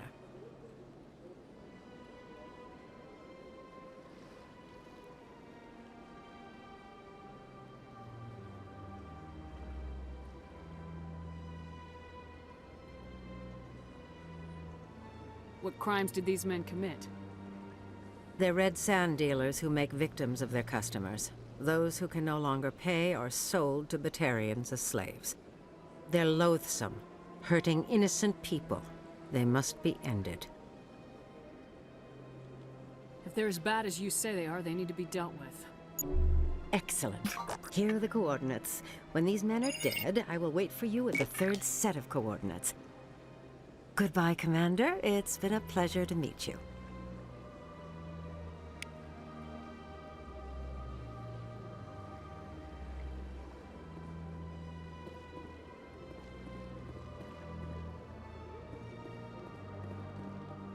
Ah, human. This one is greatly pleased to see you here in my decadent emporium. Who are you? This one's face name is Delaninder. Though, please take time to examine the fine goods. Show me your items. Oh, this one is.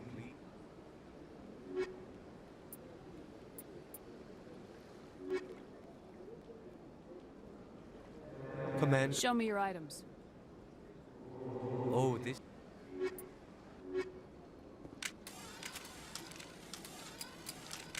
Commander. Show me your items.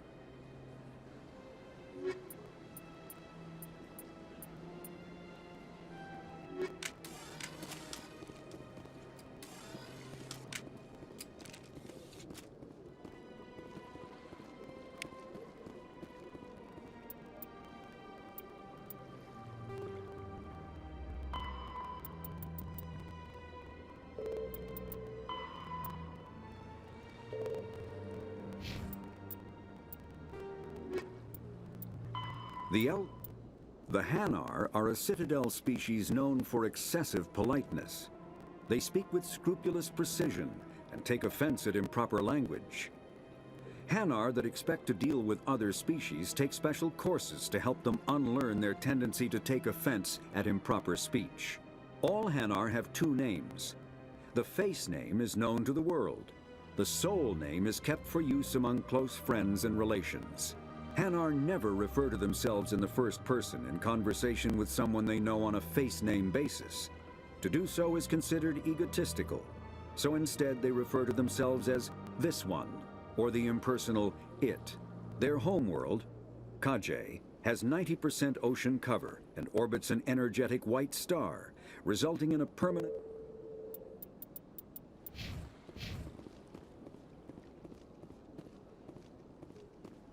I could use a snack. Think there's any fish out in that lake?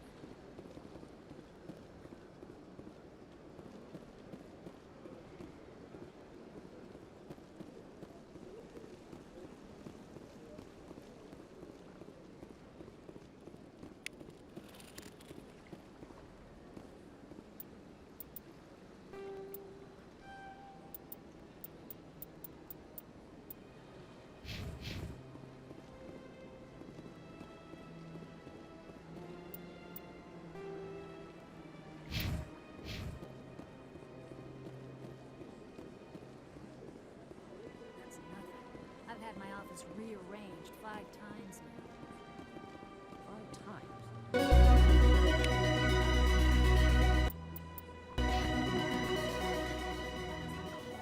Welcome. I am Naylina. I don't recognize you as one of our expected clients today. Would you like me to see when the consort will be able to meet with you? Can't I just go in? I'm afraid not.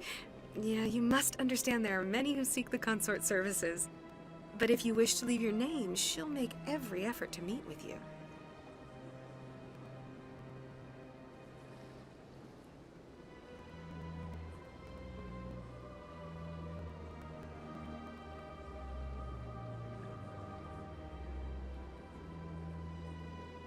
Commander Shepard, I'm with the Spectres. Excellent. You should hear something in 3 or 4 months. Nobody's worth that much of a wait. Well, that's not for me to judge. I have your name and you'll be contacted. Is there anything else? What do you do here, Nalina? I'm one of the consorts. Many of the people here today will not see the consort, but they expect to be attended to just the same. It's our job to ensure that they leave contented. What exactly do you attend to? Well, each acolyte has her unique abilities. Some soothe with song, others with conversation. As much as possible, we seek to match the needs of our clients to the skills of our acolytes. My specialty is touch. My fingertips can find every tension point in your body and relieve it.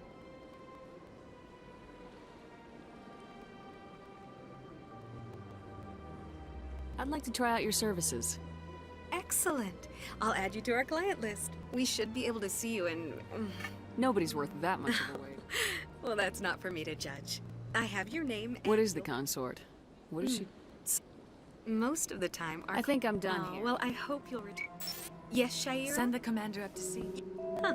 It appears the consort has taken notice. If I have time, I'll speak Well, with her. don't... She'll be waiting upstairs if you...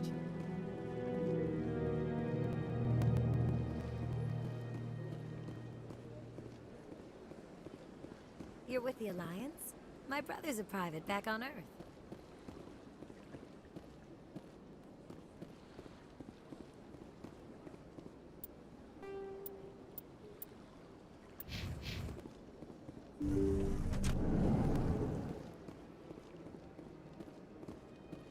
That is close enough, Commander. I've heard a great many things about you since your arrival here in our citadel. I don't like people spying on me. I apologize, Commander. I make it my business to know when important people arrive on the station. Many of them become clients. But that is not why I asked you here. I have a certain problem that could use your expertise. Get to the point. I have a friend, Septimus, a retired Turian general. I won't discuss the details, but he wanted me to be more than I could be. We had a falling out. Now he spends his days in Cora's den, drinking and spreading lies about me. If you would speak to him as a fellow soldier, I believe he will listen to you and let the matter be. What happened between you? I respect his privacy too much to go into the details. If he wishes to tell you what happened, that is his prerogative. What exactly do you want me to tell him? Appeal to his sense of honor. Remind him of his position as a general. If you can convince him to stop spreading lies, now I must ask you to take your leave. I have many clients waiting to see me.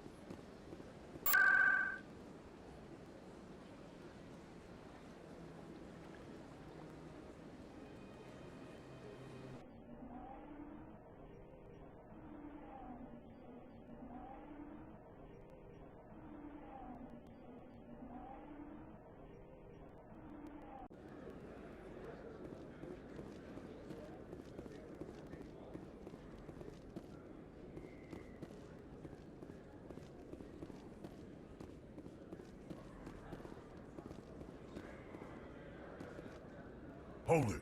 That's close enough, Army. You got my payment? Do you have the mods? Show her the goods. That looks about right. Damn straight it is. These mods are the best on the market. Now hand over my credits.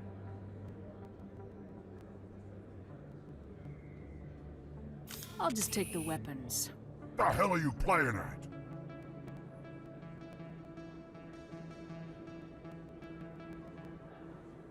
Sorry, Jax. This is the end for you. Stupid Army bitch. Kill her.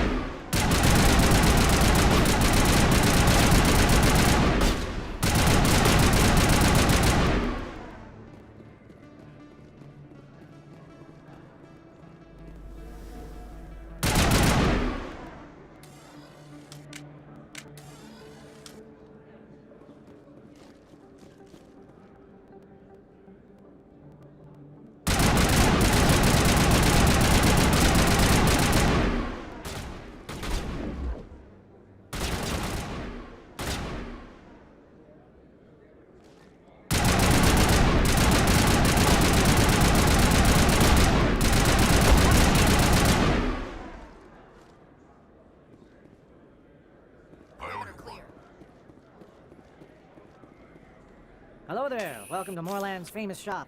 You want many good supplies, yes? You were expecting a delivery of medical supplies. But I was told the doctor would be bringing them. Change of plans. A change, but the doctor... I don't... This is not right, human. Shut up, Moreland. I told Baines you'd screw this up. What the hell's going on here? Who are you?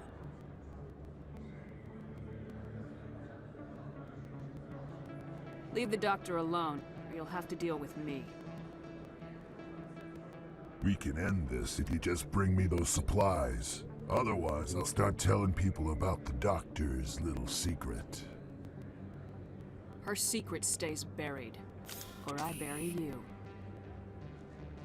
Hey, hold on! I'm just the middleman here. This is way more than I bargained for. Thank you, human. It is good to see him humbled so. What do you know about Baines? I have never met him, human. I only worked with the one who spoke with the doctor. Oh, you will be pleased, I think. Very good things I have. You will see.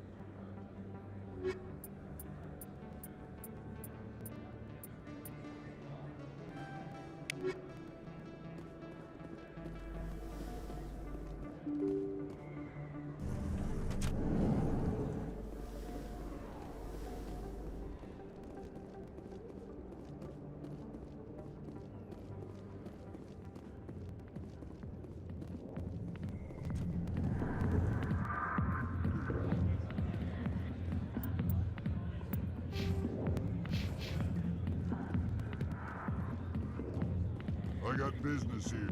Commander. What do you want?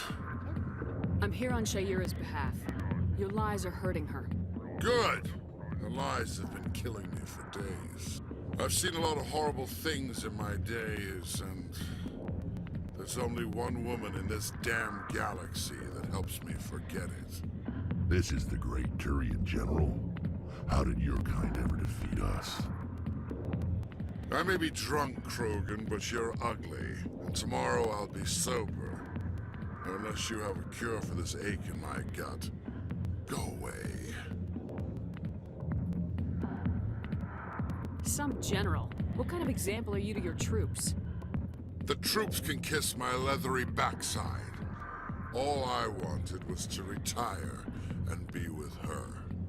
Look, kid, I appreciate what you're trying to do, but don't waste your time.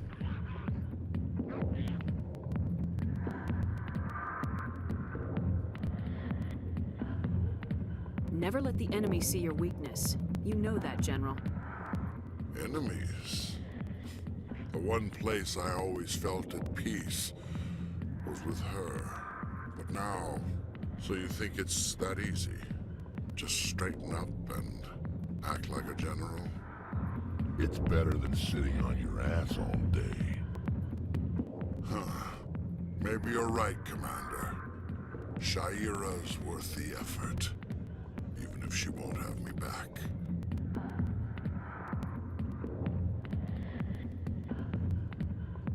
Now get up and get moving, General. All right. I'll go to her. After I've had a cold shower or two. Say, you're a bright kid. Would you be interested in earning a few extra credits? What do you want me to do? There's an L-Corps diplomat out there who believes Shaira gave up his secrets. Why's that? Because I told him. Look, I just need you to convince him of the truth. What makes you think he'll believe me? You'll bring him proof. Take this datapad. It shows where I got my info. It will exonerate Shaira and convince the L-Corps.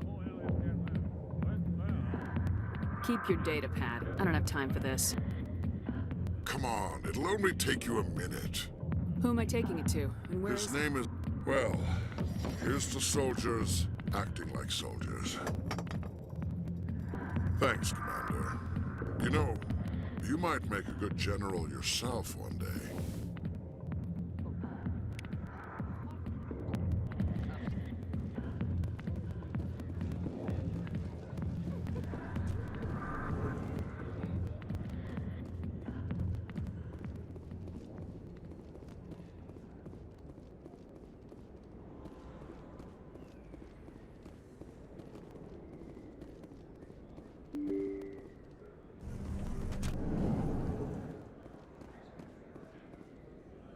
Commander, I wasn't expecting to see you again.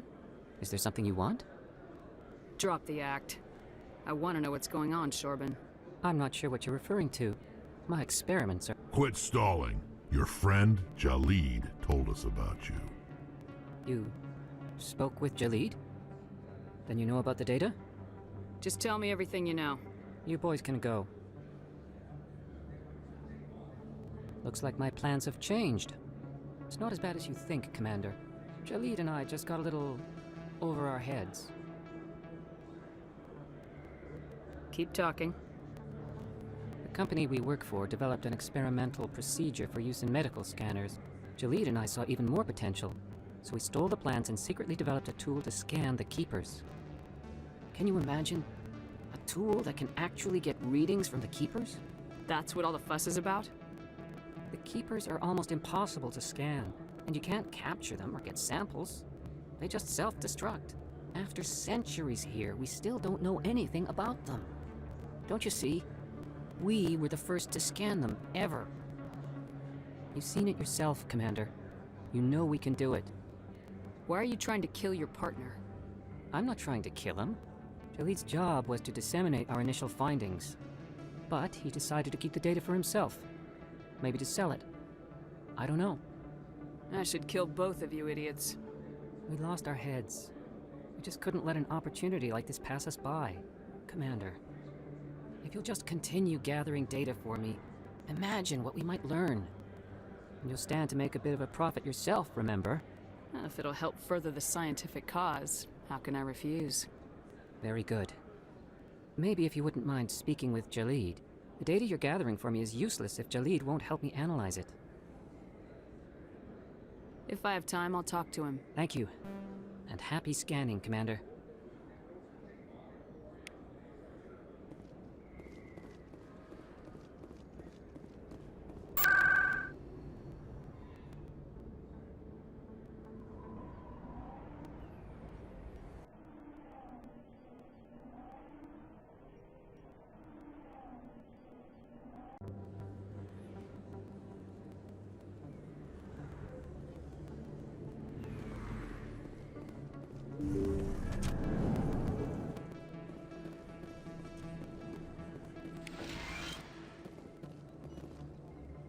Commander, how did things go? He won't be bothering you anymore. Really? That's a great relief, Commander. Thank you. I can't pay you for your help, but I can give you a discount on any supplies you purchase here. The thug said he worked for a man named Baines. Sound familiar? Baines? I wonder if he means Armiston Baines. We worked together a long time ago. What can you tell me about him? Last I heard, the Alliance military was contracting him for some research in the Traverse. I wonder if the captain knows him.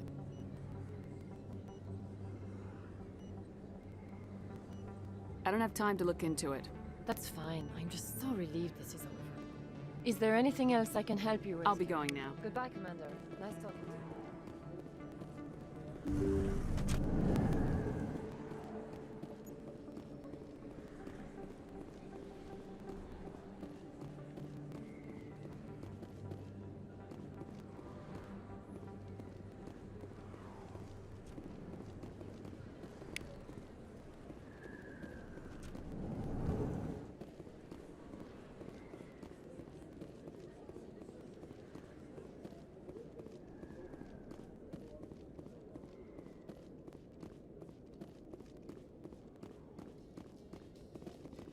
I'm surprised you're willing to fight Krogan, Rex. I thought you would stand with your own. Anyone who fights us is either stupid or on Saren's payroll. Killing the latter is business. Killing the former is a favor to the universe.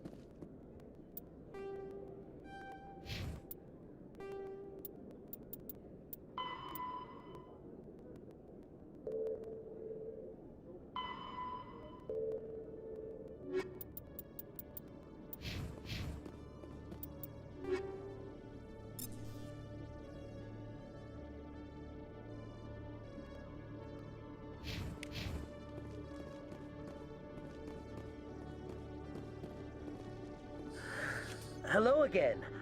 Did you have any luck finding Shorban? I found out you've been lying to me, Jaleed. Lying? Why would I lie to you? What about the Keeper data? He told you? I didn't mean for any of this to happen. I was afraid Shorban would kill me to get the data, so well, I was hoping you'd take care of him. I'm scanning the Keepers for Shorban, but you two need to stop fighting. Well, I appreciate that.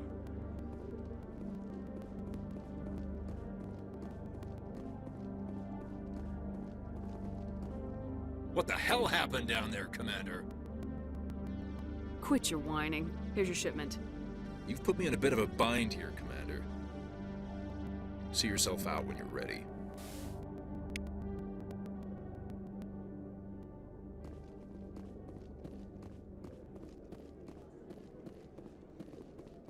Hello, Commander.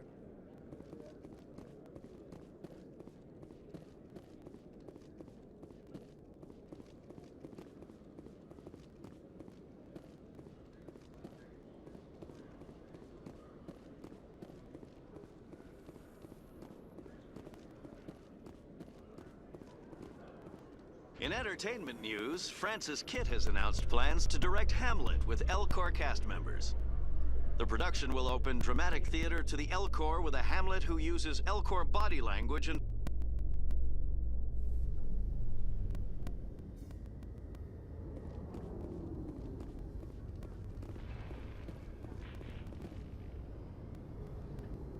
I've got big news for you, Shepard. Captain Anderson is stepping down as commanding officer of the Normandy. The ship is yours now.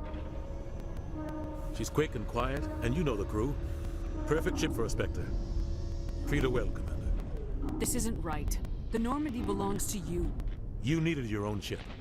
A Spectre can't answer to anyone but the Council. And it's time for me to step down. Come clean with me, Captain. You owe me that much. I was in your shoes 20 years ago, Shepard. They were considering me for the Spectres.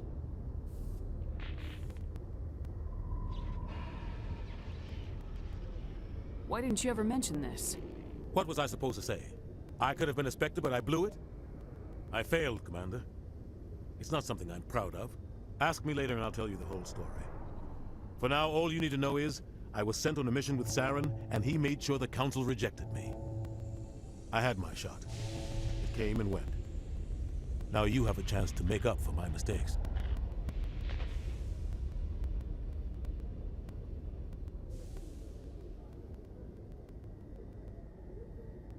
Saren's not gonna get away this time. Saren's gone. Don't even try to find him. But we know what he's after. The conduit. He's got his Geth scouring the Traverse looking for clues. We had reports of Geth in the Pharos system shortly before our colony there dropped out of contact, and there have been sightings around Noveria. Find out what Saren was after on Pharos and Noveria. Maybe you can figure out where the conduit is before he does. The Reapers are the real threat. I'm with the Council on this one, Shepard. I'm not sure they even exist. But if they do exist, the conduit's the key to bringing them back. Stop Saren from getting the conduit, and we stop the Reapers from returning. I'll stop him. We have one more lead. Matriarch Benezia, the other voice on that recording. She has a daughter, a scientist who specializes in the Protheans. We don't know if she's involved, but it might be a good idea to try and find her. See what she knows. Her name's Liara, Dr. Liara Tassoni. We have reports she was exploring an archaeological dig on one of the uncharted worlds in the Artemis Tau cluster. Maybe I can get to Noveria before... It's your decision, Commander. Your actions still reflect on humanity as a I'll whole. take care of Saren. You take care of the political fallout. Not exactly the answer I was looking for, Shepard. Remember, you were a human long before you were a Spectre. I have a meeting to get to. Captain Anderson can answer any questions you might have. Yes, Commander? Any extra intel you can give me on our colony at Pharos? The entire planet used to be one giant Prothean city.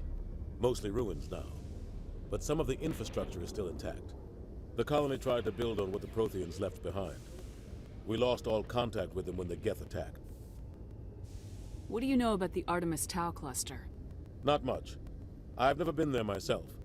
A handful of systems with a few small, uncharted worlds, but no real colonies. Might not be easy finding Dr. Tassoni out there. My advice is to look for the world with the Prothean ruins. What can you tell me about Novaria? Novaria's trouble. Always has been. The whole planet's basically a center for corporations to conduct illegal research. Watch your back there, Shepard. Spectres are about the only form of Citadel authority Novaria respects. But they aren't popular. What do you know about Armiston Baines? Where did you hear that name? Never mind, I don't want to know. Baines is dead. Has been for quite some time. So why are people talking like he's still alive? It's not common knowledge. Military's keeping it under wraps. Baines was doing some high-level work for the Alliance. Stuff even I wasn't aware of. One day he turns up dead on a drifting scout ship. Everyone suspects it was foul play, but it was never officially investigated. What can you tell me about the ship? I don't know much about it. You should talk to Admiral Kahoku. One of his crews discovered Baines' body. I spoke to Kahoku. He never brought it up. You should mention Baines the next time you... Is there anything else, Commander? How are you holding up? Honestly, this isn't how I pictured my career coming to an end. Pushing papers really isn't my thing. But you're the one who can stop Saren. I believe in you, Shepard. If that means I have to step aside, so be it. Tell me what happened with you and Saren 20 years ago. It's close to 20 years ago now. Ambassador Goyle was our representative here on the Citadel. Like Udina, she wanted to get a human into the Spectres. She chose me. The Council sent Saren to keep an eye on me and evaluate my performance, just like they sent Nihilus to keep tabs on you.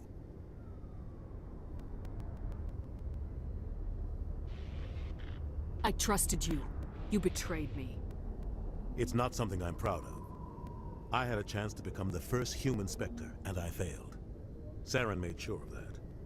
I think I deserve the whole story. We had intel on a rogue scientist being funded by Batarian interests. He was trying to set up a facility to develop illegal AI technology out in the Verge. Alliance intel had done all the work, but the Council wanted a Spectre involved. We compromised. I was assigned to help Saren in his investigation. We tracked the scientist to a refining facility on Kamala. He was hidden away somewhere inside, protected by an army of Batarian mercenaries. The plan was simple. Sneak into the plant, capture the scientist, sneak back out. Quick, quiet, and a minimum of bloodshed. I'm guessing things didn't go as planned? Saren and I split up to cover more ground. Then about halfway through the mission, there was a massive explosion in the refinery core. Officially, it was ruled an accident, but I think Saren detonated it on purpose to draw off the enemy guards. He was smart. You needed a diversion. This went way beyond a simple diversion, Commander. The explosion tore the refinery to shreds. The whole place was on fire. Black chemical clouds poured out into the atmosphere. Nobody inside survived. There was a camp for the workers and their families nearby. Between the fires and the toxic fumes, the final death count was over 500. Mostly civilians. Saren didn't care. The target was eliminated, mission accomplished, and I ended up taking the blame. That ended all talk of me joining the Spectres. Saren caused the explosion. How'd he pin it on you? In his report, Saren accused me of blowing his cover. He said it was my fault the guards were ready for us. He claimed that's why it turned into a massacre. Saren's report was all the proof the Council needed to kill my chances of becoming a Spectre. Why'd you let him get away with it? Who do you think the Council was going to listen to? Me? Or their best agent? I had a bad feeling about him right from the start. I should have been more careful. Maybe I could have stopped things before they got out of hand. The only thing I care about is stopping Saren. You're right, Commander. It's no good living in the past. I should go. I'll be here if you need anything.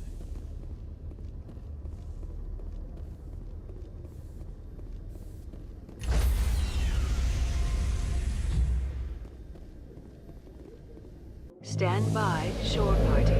Decontamination in progress. heard what happened to Captain Anderson. Survives 100 battles and then gets taken down by backroom politics. Just watch your back, Commander. Things go bad on this mission, you're next on their chopping block. Saren's out there somewhere, and we're gonna find him. Everyone on this ship's behind you, Commander. 100%. Intercom's open. If you got anything you want to say to the crew, now's the time. Listen up, Normandy. This is your commander speaking. We have our orders. Find Saren before he finds the conduit, and I refuse to let anything get in the way of that mission. The Council wants to ignore this. That's no surprise. They never helped us in the past, no reason they'd start now. But we don't need their help. We can do this on our own. Wherever Saren goes, we'll follow. Wherever he searches for the conduit, we'll be there.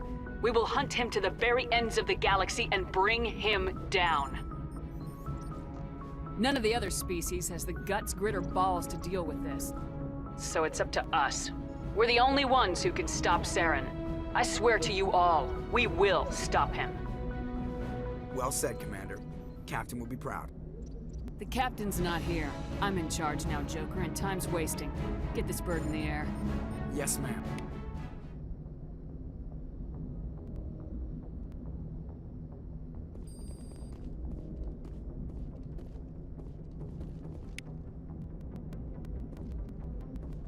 Commander, something you need? How's the Normandy performing? Is she everything they said she'd be? She's the best ship in the fleet, if you've got a pilot who knows how to handle her. Balance isn't what you'd expect. Takes a while to get used to that oversized drive core we got stuffed in the back, and her power can sneak up on you if you're not careful. The Normandy's probably too much ship for your average Alliance pilot, Commander. Lucky for you, I'm anything but average. I'd like to know my crew. Mind if I ask you a few questions? I can see where this is going. You did a background check on me, didn't you? Well, I'll tell you the same thing I told the captain. You want me as your pilot. I'm not good. I'm not even great. I am the best damn helmsman in the Alliance fleet. Top of my class in flight school, I earned that. All those commendations in my file, I earned every single one. Those weren't given to me as charity for my disease. I can't have you on this ship if you're going to infect my crew. Infect the crew? Oh man, you have no idea what I'm talking about, do you? Okay, I've got Froelich syndrome, brittle bone disease. The bones in my legs never develop properly. They're basically hollow, too much force and they'll shatter. Even with crutches and my leg braces, it's hard to get around. One wrong step and crack! It's very dramatic, but I've learned to manage my condition, Commander. Put the Normandy in my hands and I'll make her dance for you. Just don't ask me to get up and dance unless, you like the sound of snapping shin bone. Why does everyone call you Joker? It's a lot shorter than saying Alliance Flight Lieutenant Jeff Moreau. Plus, I love to make little children laugh. I was just thinking how much you remind me of Santa Like Claus. I didn't pick the name. One of the instructors in flight school used to bug me about never smiling. She started calling me Joker, and it stuck. Why didn't you ever smile? Hey, I worked my ass off in flight school, Commander. The world's not gonna hand you anything if you go around grinning like an idiot. By the end of the year, I was the best pilot in the academy, even better than the instructors, and everybody knew it. They'd all got their asses kicked by the sickly kid with the creaky little legs. One guess who was smiling at graduation? I need to know more about this Froelich syndrome if I'm putting my ship in your hands. Yeah, of course you do. It's an extremely rare condition. Nobody knows exactly what causes it. Genetic, maybe. It's treatable, but there's no cure. They classify my case as moderate to severe. I was born with over a dozen fractures, hip, thighs, ankles. My bones were already breaking in the womb. 100 years ago, I wouldn't have survived past my first year. Lucky for me, modern medical science has turned me into a productive member of society. You're not gonna break a bone trying to fly the ship. I don't fly with my... I can do my job as well as anyone on the ship. Better. I have to go. All right, see ya.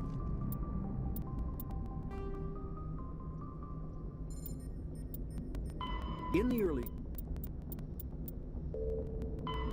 early 2160s, the Alliance began aggressive colonization of worlds in the Skyllian Verge, much to the dismay of the Batarians, who had been developing the region for several decades. In 2171, the Batarians petitioned the Council to declare the Verge a zone of Batarian interest. The Council refused, however, declaring unsettled worlds in the region open to human colonization. In protest, The Batarians closed their Citadel embassy and severed official diplomatic relations with the Council, effectively becoming a rogue state. They instigated a proxy war in the Verge by funneling money and weapons to criminal organizations, urging them to strike at human colonies.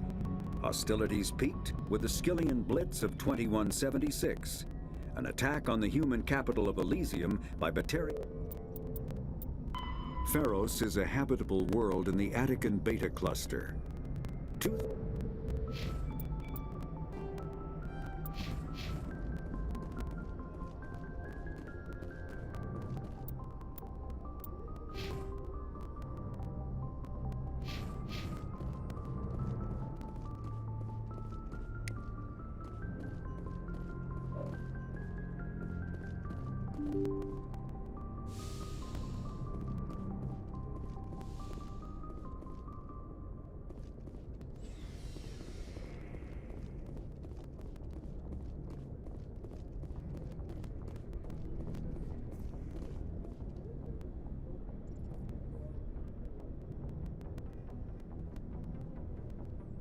Anything you need, Commander?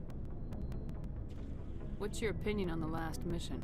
I don't see how we could have done things any better. At least not without getting to Eden Prime sooner. And we were on the scene faster than any other Alliance ship could have been. Just trying to get a sense of where the crew's at. Thoughts? I've wasted enough of your time for now, Commander. We'll have time for personal debriefings later. We'll talk another time, Lieutenant. Commander?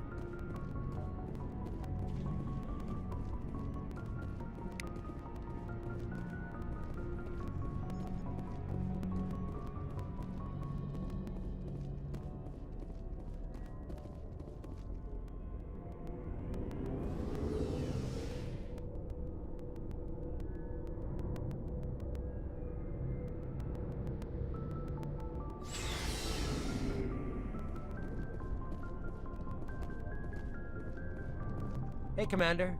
Looking for some extra supplies before you head out? What have you got? Whatever you want. Armor, weapons, mods.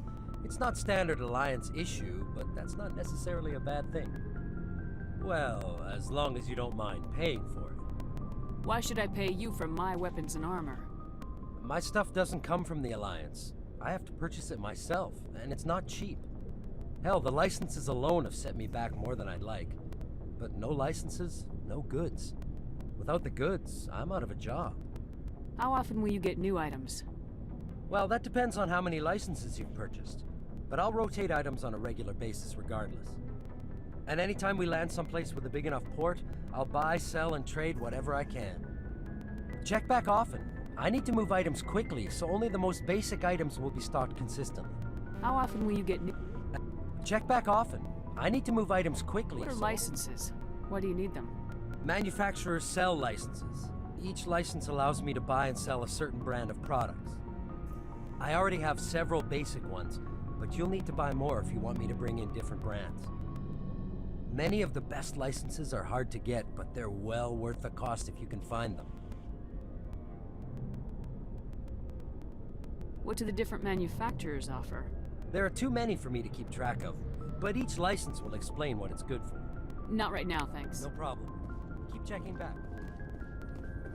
Thanks for bringing me on board, Commander. I knew working with the Spectre would be better than life at CSEC. Have you worked with the Spectre before? Well, no, but I know what they're like. Spectres make their own rules. You're free to handle things your way. At CSEC, you're buried by rules. The damn bureaucrats are always on your back. Being a Spectre does have its advantages. Exactly my point. If I'm trying to take down a suspect, it shouldn't matter how I do it, as long as I do it. But CSEC wants it done their way. Protocol and procedure come first. That's why I left. So you just quit because you didn't like the way they do things? There's more to it than that. It didn't start out bad, but as I rose in ranks, I got saddled with more and more red tape. CSEC's handling of Saren was typical. I just couldn't take it anymore. I hate leaving. You did the right thing. Life's too short to sit around waiting for things to happen. Yeah, you're probably right. Either way, I plan to make the most of this. And without CSEC headquarters looking over my shoulder, well, maybe I can get the job done my way for a change. As long as you do your job well, you're free to go about your business as you see fit. Thank you, Commander.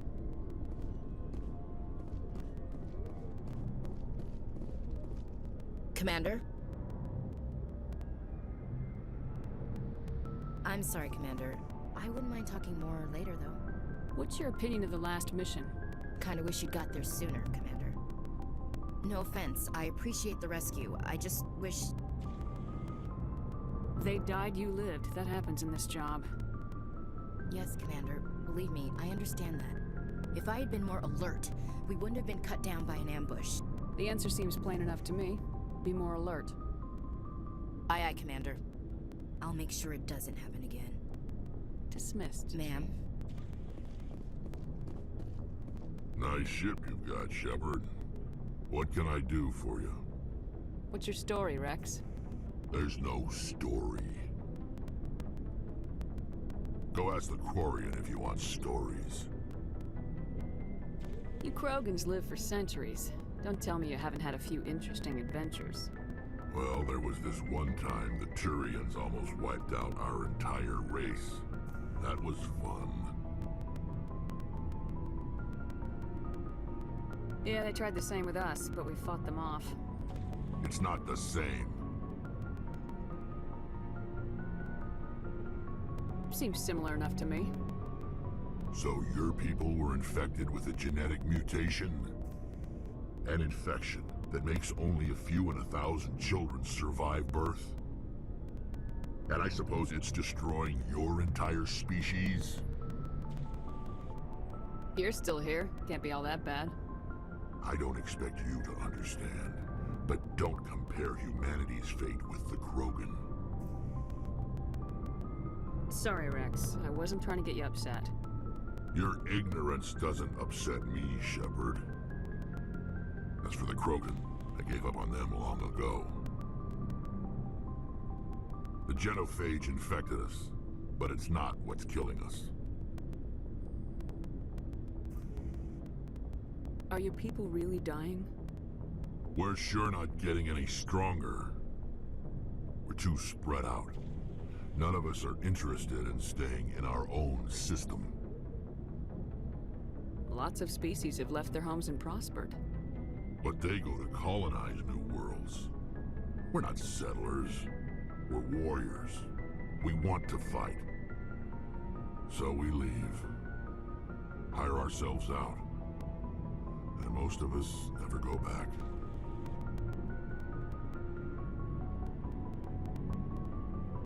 What can you tell me about the genophage? Ask the Solarians if you want details. They made it.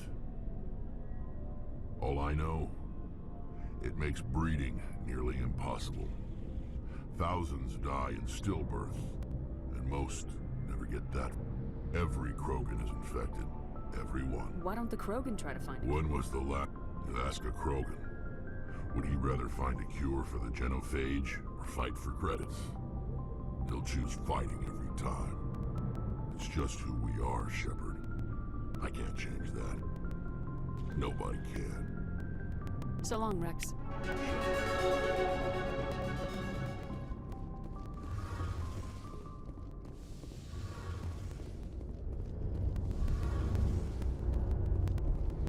Hey, Commander, you know that Quarian, Tally? She's been spending all her time down here asking me about our engines. I'll tell her to leave you alone. What? No, she's amazing. I wish my guys were half as smart as she is. Give her a month on board and she'll know more about our engines than I do. She's got a real knack for technology, that one. I can see why you wanted her to come along. Ambassador Udina made me take her along. Normally I don't have anything nice to say about politicians, but he made a good call on this. However, I'm guessing that's not why you came down here. Fill me in on the IES stealth system. How does it work exactly? You can't hide a ship out in space. They emit too much heat and radiation. Too easy for sensors to pick them up, unless you find a way to capture those emissions. So our stealth systems trap the energy we give off in storage sinks built into the ship itself. No emissions to give away our location. Eventually the sinks have to be vented. More than a few hours silent running and they overheat. Cook us inside our own hull. There's no way for anyone to detect us? A visual scan can still pick us up. Anyone looking out a window can see us plain as day. But you have to be pretty close to get an actual visual out in space. Most vessels rely on scanners, As long as the stealth systems are engaged, they can't see us. Not unless we accelerate to FTL speeds. Why doesn't it work with faster-than-light travel? Cranking up the FTL blue shifts our emissions, pushes them into frequencies too high to capture in the sinks. As soon as we make the jump, it's like setting off a flare.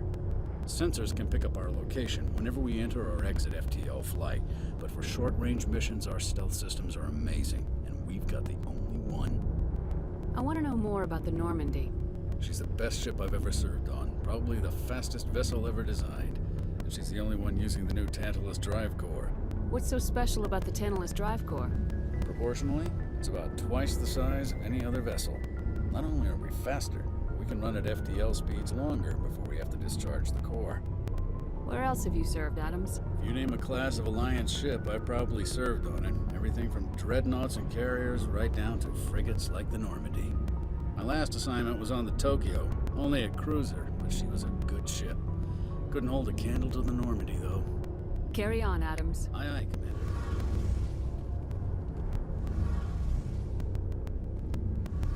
Your ship's amazing, Shepard. I've never seen a drive core like this before. I can't believe you were able to fit it into a ship this small. I'm starting to understand why you humans have been so successful. I had no idea Alliance vessels were so advanced. I don't like the idea of aliens studying the architecture. We're on the same side here. My people have more reason to hate the Geth than anyone, remember? But you can't blame me for being a little excited. I never dreamed I'd get a chance to travel on a ship as advanced as the Normandy.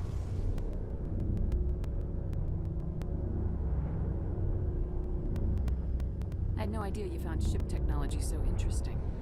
It comes with being a Quarian. The migrant fleet is the key to the survival of my people. Ships are our most valuable resource. But we don't have anything like this. We make do with cast-offs and second-hand equipment. We just try to keep them running for as long as we can. Some of the fleet's larger vessels date all the way back to our original flight from the Geth. I can't believe your fleet's still using ships that are 3 centuries old. They're constantly being repaired, modified, and refitted. They aren't pretty, but they work. Mostly. We've tried to make ourselves as independent as possible on the flotilla. Grow our own food, mine, and process our own fuel. But some things we just can't make on our own. A patch to maintain the hull integrity requires raw materials we just don't have. That's why our pilgrimages are so important.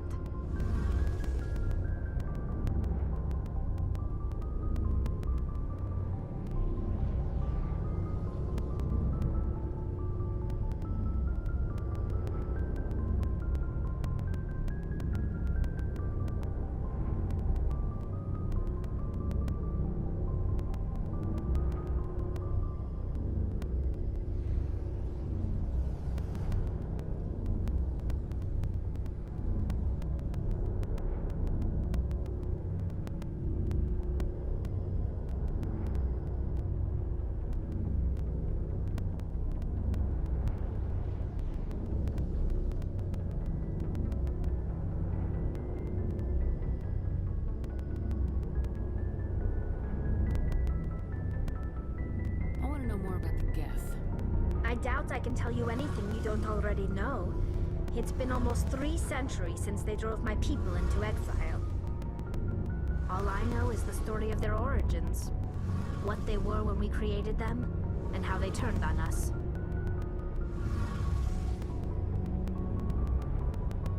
Interesting. The Geth were originally created to serve as an automated manual labor force. Initially, their intelligence was as limited as any VI.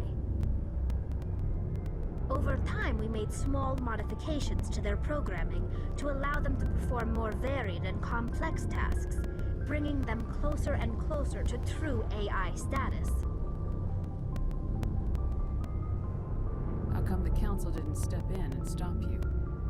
This wasn't true AI research. We may have been skirting the bounds of the law, but we never did anything that was actually illegal.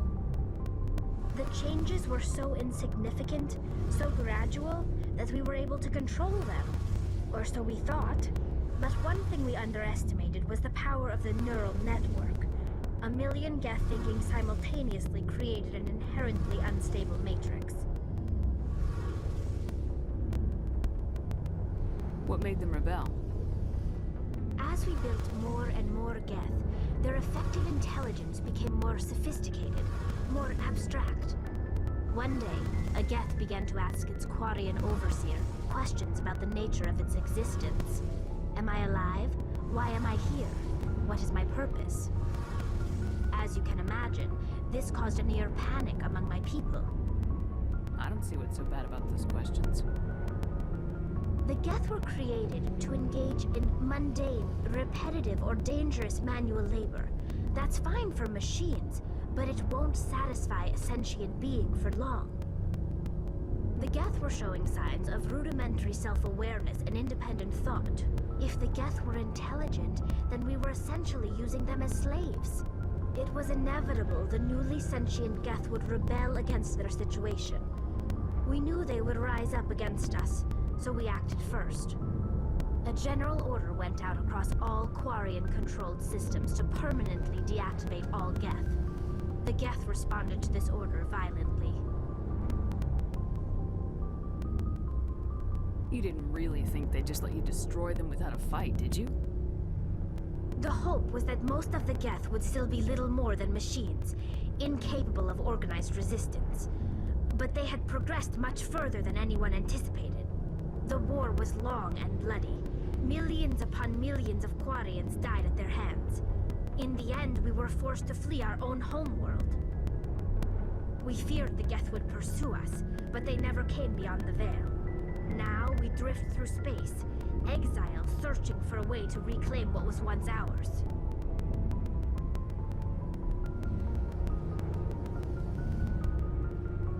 You got what you deserved. We made a mistake when we created the Geth in the first place, but we did not make a mistake when we went to war against them. If we had not acted, they would have wiped us out. They're a synthetic life form. They have no use for organics. None. Why do you think they cut themselves off from the rest of the galaxy? Why do you think they've killed every organic being who's ever tried to contact them? You didn't give them a real good first impression. You really think things would be any different if we waited for them to act first? The Geth are not innocent victims in all this. They're the enemy. They want to destroy us. Not just the Quarians. All organic life. That's why they've joined up with Saren. And that's why we have to stop him. I want to know more about the Geth. I doubt I can tell you. All I know is the story of their origin. Interesting. Over time, we made small modifications. You had to know, but one thing we underestimated was the power. So the Geth share brain power? Many of the Geth's logic systems were designed to work in concert with other nearby Geth. Basically, the more of them you have in a group, the smarter they are. So there's some sort of group consciousness? No, nothing like that. They cannot share sensory data or information. Their programming cannot handle that much simultaneous input. Each Geth maintains an individual awareness and identity. The neural network only operates on a process-based level. It's basically the synthetic equivalent of a subconscious. But when they're in close proximity, they can coordinate low-level functional processes, freeing up more capacity for original or independent thought. That doesn't make any sense. I'm probably oversimplifying. The Geth are incredibly advanced and complex creations. All you need to know is that they get smarter when they gather in large numbers. As we built more and more Geth, their effective intelligence became more sophisticated, more abstract. One day, a Geth began to ask its Quarian overseer. As you can imagine, this caused a near panic. What did you do? It was... A general order went out across all Quarian-controlled systems to... You're the ones who started? We feared the Geth would pursue us, but they never came beyond the veil. Now we drift through space, exile, searching for a way to reclaim what was once ours. I want to know more about the pilgrimage. When my people reach maturity, we leave our birth ships and seek acceptance with a new crew. It's necessary to maintain genetic diversity among the fleet. But no ship wants to accept someone who will be a burden on them, So, to prove our worth, we embark on a pilgrimage. We set out alone, leaving the flotilla and our families behind us. We only return once we have found something of value we can bring back to the fleet.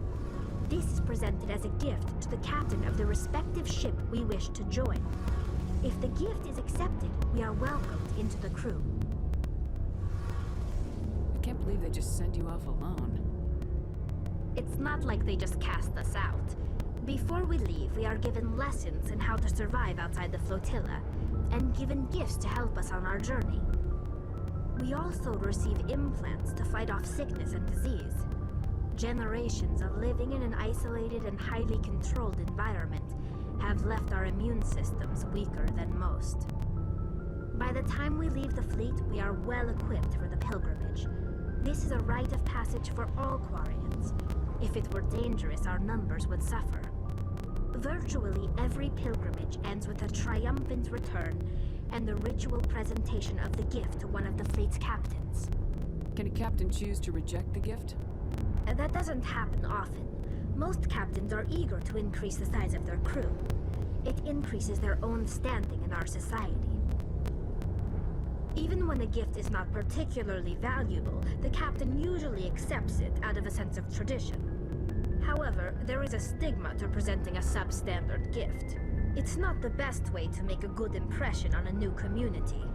Most pilgrims don't return until they find something worthwhile.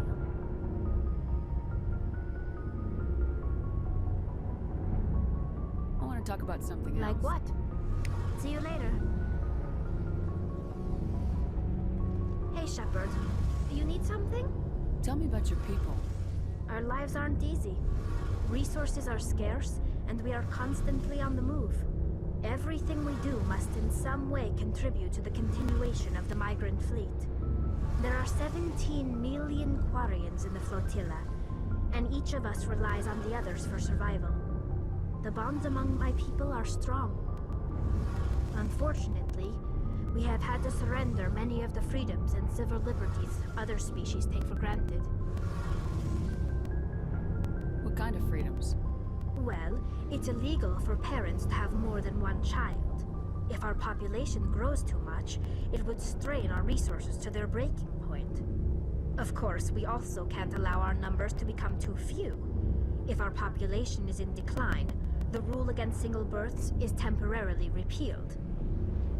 In extreme cases of population decline, incentives are even offered to encourage multiple births, though the Conclave hasn't had to take such measures in nearly a century.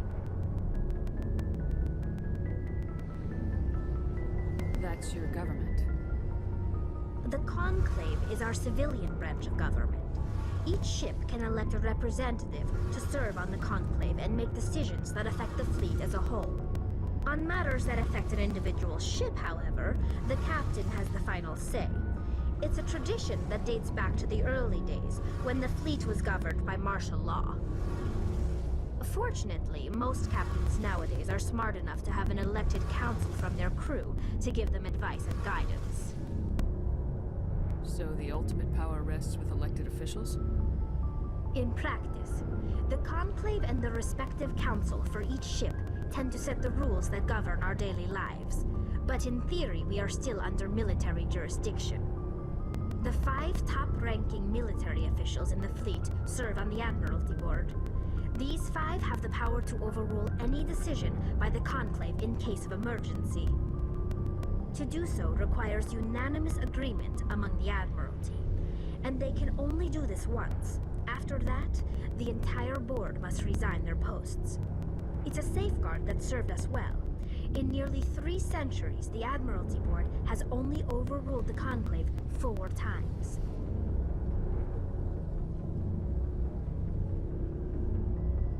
I should go. See you later.